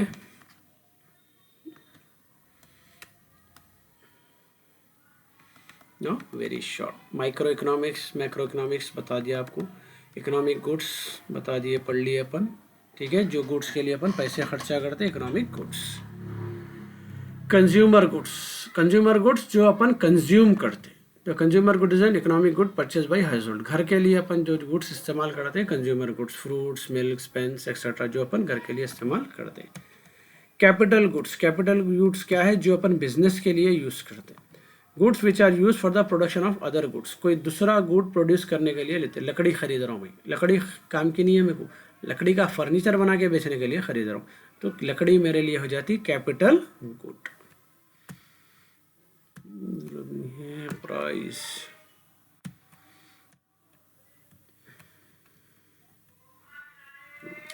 what is price? In economics, the word price and value have different meaning. Price is the value of a good expressed in terms of money. Price क्या है, कोई भी चीज़ की value को पैसों में बोलना, that is price.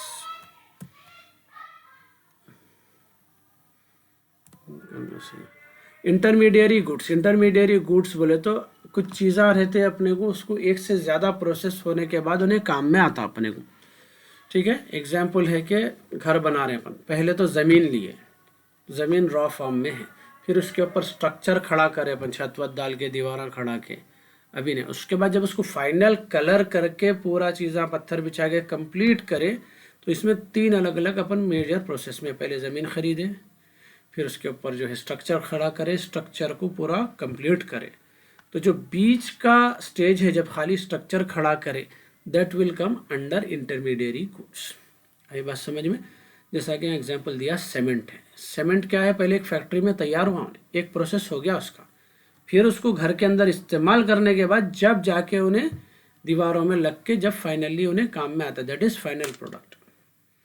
Steel है, ब्रिक्स है, जब ना पूरे मिलेंगे तो इनका फाइनल ये, अदरवाइज खाली सीमेंट कोई काम की नहीं है, खाली स्टील कोई काम का नहीं है, खाली ईंट भी कोई काम की नहीं है। तो इंटरमीडियरी गुड्स में क्या है, एक प्रोसेस हो गया, एक प्रोसेस बाकी है, तो बीच का जो हिस्सा रहेगा that will B intermediary goods. Micro economics पढ़ा दिया मैं, स्मॉल इकोनॉमिक्स इंडिविजुअल लेवल पे पढ़ना है। Single use and durable use good. Single use good क्या होता है, जिसको एक ही बार इस्तेमाल करते हैं, उस खत्म हो जाता है उन्हें। पानी है, एक ही बार यूज़ करो खलास, उसके बाद दूसरी बार उन्हें काम में नहीं आता। यहाँ दिया आपको रॉ मटेरियल्स है, कोयला है, इलेक्ट्रिसिटी है, दोबारा यूज़ में सेम नहीं आता। ड्यूरेबल गुड्स, जो चीज़ को अपन बार बार इस्तेमाल करते, प्लेट है खाने की, बार बार खाते वही प्लेट में खाना अपन। ठीक है, टूल्स है, बार बार यूज़ करते, मशीन्स है, बार बार यूज़ करते same machine, that is durable goods.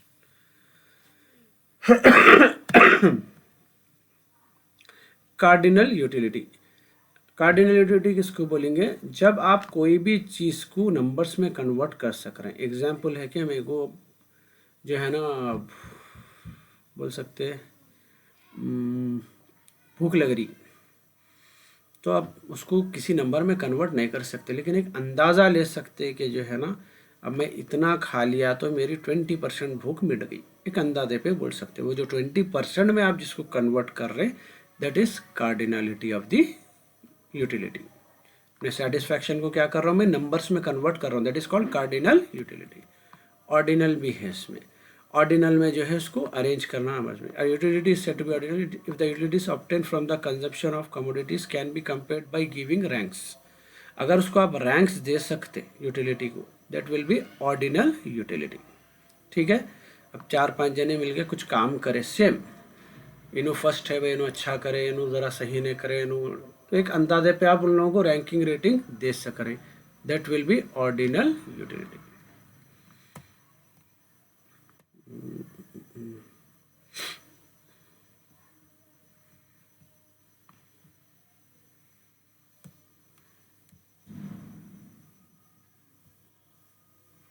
Law demand price demand which है, price demand defines relationship between price and quantity demanded. Price increases, demand decreases. Superior goods, the goods for which demand increases with increase of in consumers income. जो goods के जो है demand बढ़ जाती, मेरी income बढ़ गई, तो मैं जो गुड्स खरीदने को जाऊँगा, तो those goods called superior goods. खाली टाइम पे समझो कि मैं छोटी मोटी बाइक चला रहा था, जब पैसे आ गए मैं ज़रा अच्छी 1 लाख 2 लाख की बाइक खरीदने को चलेगा, तो that bike comes under superior goods. Demand function कर लिए अपन, गिवन पैराडॉक्स कर लिए, वेवलेन हो गया, कॉम्प्लीमेंट्री गुड्स होगा, सब्स्टिट्यूट्स गुड्स।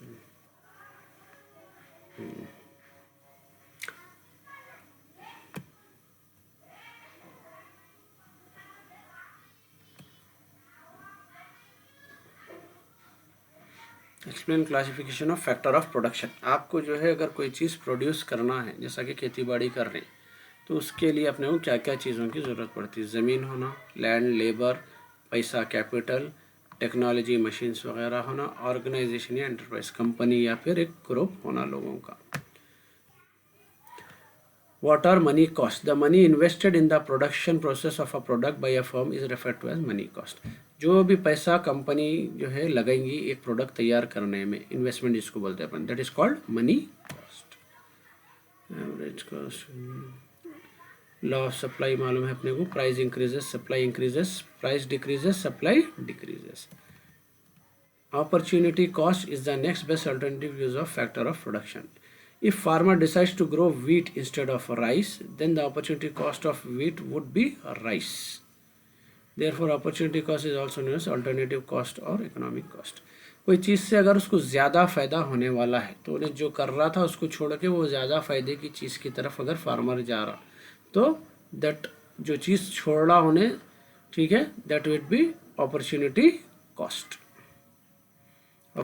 कॉस्ट की अपॉर्चुनिटी कॉस्ट क्या है, यानी उसको वो चीज़ छोड़ने की, राइस छोड़ने की वजह से उन्हें वीट को ग्रो कर सक रहा, तो rice will be the cost of the wheat, that is called opportunity cost.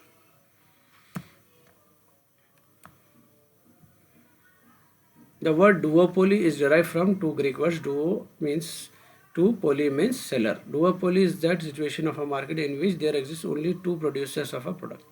अगर सेम प्रोडक्ट सिर्फ दो ही जने बेच रहे तो दैट इज डुओपोली। मोनोपोली तो समझा दिया मैं, single seller. Selling cost, each firm in order to promote sales expends some amount of advertisement, these expenses are called selling cost. Selling cost क्या है, जब आप प्रोडक्ट तो तैयार होगा, आप बेचने के वास्ते भी खर्चा करना पड़ता, एड्स देना पड़ता, समझे सेल्समैनों को रखना पड़ता, ये सब चीज़ों पे जो खर्चा होता that will come under selling cost, product बनने के बाद में।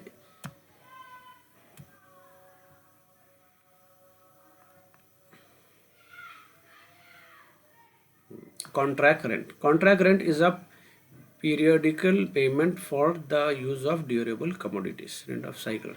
Contract rent क्या है, जैसे अपन घर का किराया देते हैं, कॉन्ट्रैक्ट है, हर महीने तक किराया देते, कोई भी चीज़ का किराया देते, that will be contract rent. Real wages हो गया, इंटरेस्ट नहीं। Net interest, the term net interest refers to the amount of which is remained with the lender after deducting the reward of inconveniences, risk taking and management for gross interest। तो interest में क्या है बोले तो अपने को जब भी अपन किसी के पास से पैसे ले रहे हैं तो उन्हें एक्स्ट्रा चार्जेस मारता है इंटरेस्ट में अपने को, क्योंकि उन्हें रिस्क ले रहा, उन्हें ज़्यादा यानी कि उसको नुकसान होने का चांस है, लोन डूबने का चांस है, उसके लिए उन्हें एवज में एक्स्ट्रा पेमेंट कलेक्ट करता अपने से, that is net interest. Same है नेट प्रॉफिट। नेट प्रॉफिट क्या रहता, ग्रॉस प्रॉफिट बोल तो एग्जांपल में कुछ कारोबार करा, समझो एक महीने के लिए 5 लाख रुपए इन्वेस्ट करा और मैं 7 लाख रुपए कमाया उसमें, तो मेरे को 2 लाख रुपए फ़ायदा हुआ। 5 लाख लगाया और कलेक्शन हुआ मेरे पास 7 लाख रुपए का, पूरा माल बिका 7 लाख में, तो मेरे पास 2 लाख रुपए इंटरेस्ट है, वो 2 लाख प्रॉफिट है, वो 2 लाख रुपए को मैं बोलूँगा ग्रॉस प्रॉफिट, ठीक है। लेकिन जो है उसके बाद फिर मेरे को खर्चे रहते, दुकान का किराया देना रहता, बच्चों की सैलरी देना पड़ता, और कुछ अगर खर्चे हैं ऊपर के पैकिंग वगैरह के, ये वो, थोड़ा माल ख़राब हुआ, थोड़े पैसे डूब गए, वो सब खर्चे जाके 70,000 रुपये हाथ को बचे, that is my net profit. जो मेरे हाथ को पैसे आते that is my net profit. Net word आ गया तो समझना सब चीज़ें कैन माइनस हो के जो फाइनल पेमेंट आता that is net.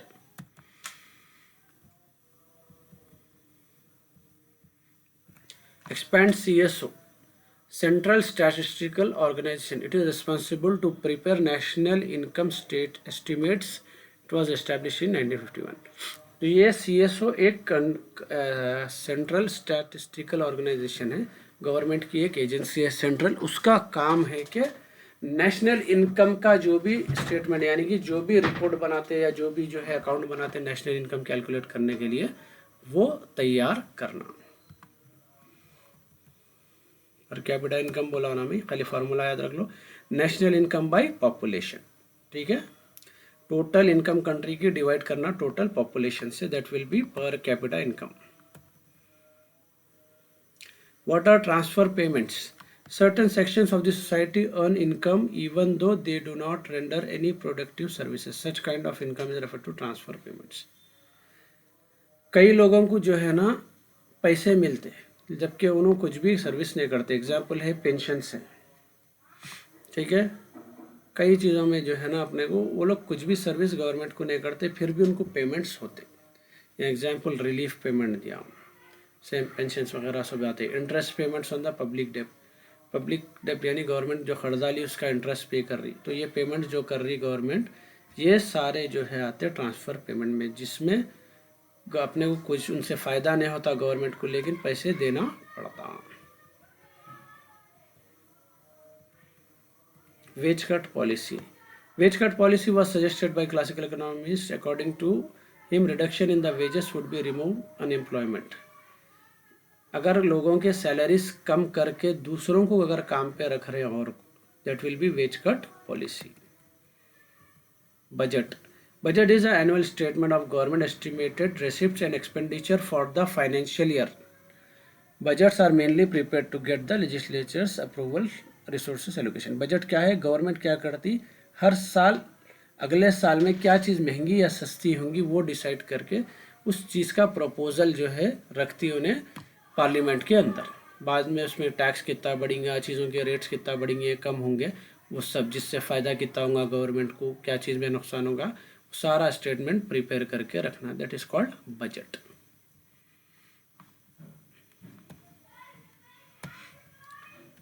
Right a note on deficit budget. Deficit budget में क्या है बोले तो, अगर वो बजट बनाए जिससे गवर्नमेंट को नुकसान हो रहा, ऐसा बजट अगर तैयार करे तो that will be deficit budget. Deficit अपने को मालूम है कमी को बोलते हैं, नुकसान।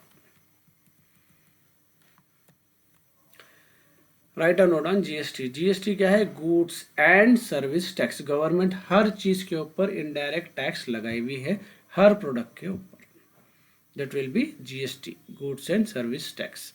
29 मार्च 2017 को पास हुआ था और जुलाई 1 2017 से जो है अपने ऊपर इम्प्लीमेंट हो गया। तो सारे टैक्सेस ख़त्म करके गवर्नमेंट एक टैक्स रख दी जो अपने को गवर्नमेंट को हर प्रोडक्ट के ऊपर भरती, चाहे आप माचिस खरीदो, पेन खरीदो, पेंसिल खरीदो, सब चीज़ पे अपन क्या करते हैं? टैक्स गवर्नमेंट को पे करते हैं, वो है जीएसटी। पब्लिक एक्सपेंडिचर मालूम है अपने को, बार्टर सिस्टम हो गया, नेट बैंकिंग आपको मालूम है, online banking system. Net banking is also known as internet और online banking, monitoring bank statements and banks accounts in online. Online banks को जो है चेक करना और वहाँ से ट्रांजैक्शन करना, that is called net banking. फ़ायदे क्या है? Online banks can offer high rates of interest and low fees on deposit accounts compare to traditional banks. Online में क्या है, उन लोगों को खर्चे कम आ रहे हैं, लोग घर बैठे सब कर ले रहे हैं, तो उनको स्टाफ कम रखना पड़ता है, जिससे इंटरेस्ट वो लोग पब्लिक को ज़्यादा दे सकते हैं। These are safe and offer insurance against deposit, safe रहता है ये, और इंश्योरेंस भी कंपनी दे रही। अवेलेबल 24 आवर्स, आना 24 घंटे आप ट्रांजैक्शन कर सकते हैं। बैंक बोले तो फिर बैंक खोले खतीज कर सकते हैं। The accounts can be operated anywhere, कहीं से भी दुनिया में आप ऑपरेट कर सकते हैं। Clearing house. Businessman and other customers में receive cheques issued on a bank in which they don't have an account. They can deposit the check in their bank which collects the money from the bank of which it is issued, since all the commercial holds are deposit accounts. तो यहाँ पे क्या है, जैसा कि अगर मेरे को कोई ICICI बैंक का दे दिया, मेरा SBI में अकाउंट है, तो मैं मेरे SBI अकाउंट में दे देता हूँ, जबकि वो चेक SBI अकाउंट का नहीं है, वो ICICI का है। तो मेरा बैंक क्या करता, डायरेक्टली ICICI से कांटेक्ट करके वहाँ से पैसे मेरे अकाउंट में ट्रांसफ़र करवा देता, that is called clearing house. कोई भी चेक कोई भी बैंक से आप ट्रांसफ़र करवा सकते।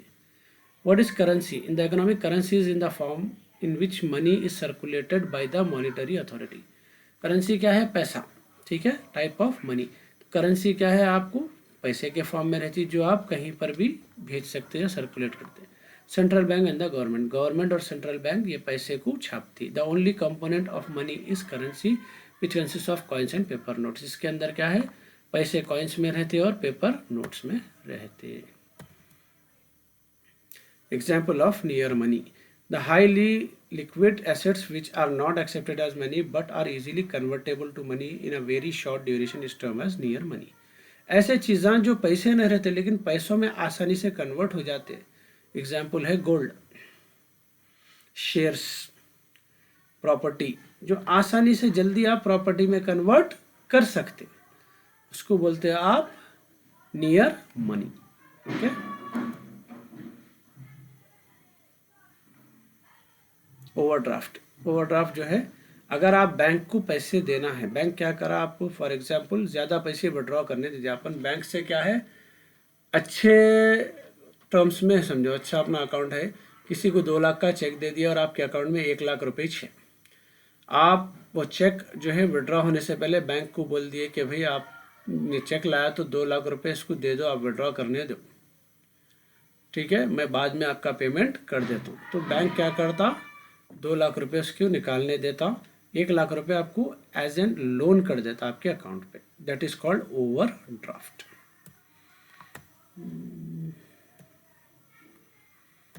Cash credit. Cash credit is one of the facility which is provided by the banker wherein the borrower is allowed to withdraw the amount up to a particular limit. तो आपको loan लेते आपके account में जो है ना bank वाले डाल देते, आपको जितना पैसा उसमें से होना है वो एक लिमिट, डेली आप इतना पैसा उसमें से विड्रॉ कर सकते, एक लिमिट रख देते आपको। That is called cash credit.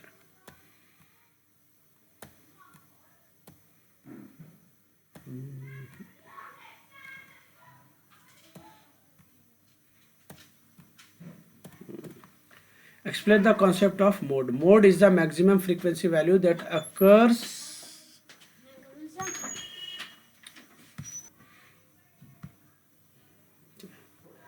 So mode is the maximum frequency value that occurs maximum number of times in a given set of observation. Mode upon 10th class में करे थे। अपने को फ्रीक्वेंसी में जो सबसे बड़ी वैल्यू रहती है या मोस्ट रिपीटेड वैल्यू रहती है, सबसे बड़ा नंबर जो रहेगा अपने को टेबल में, that will be called mode, maximum occur value, सबसे ज़्यादा वो वैल्यू होने वाली, ठीक है। इफ़ देर आर 2 मोड्स, अगर 2 मोड्स आ गए समझो, पूरे टेबल में 30 मैक्सिमम वैल्यू है और वो 2 बार आई हुई है, तो that is called bimodal series. Okay,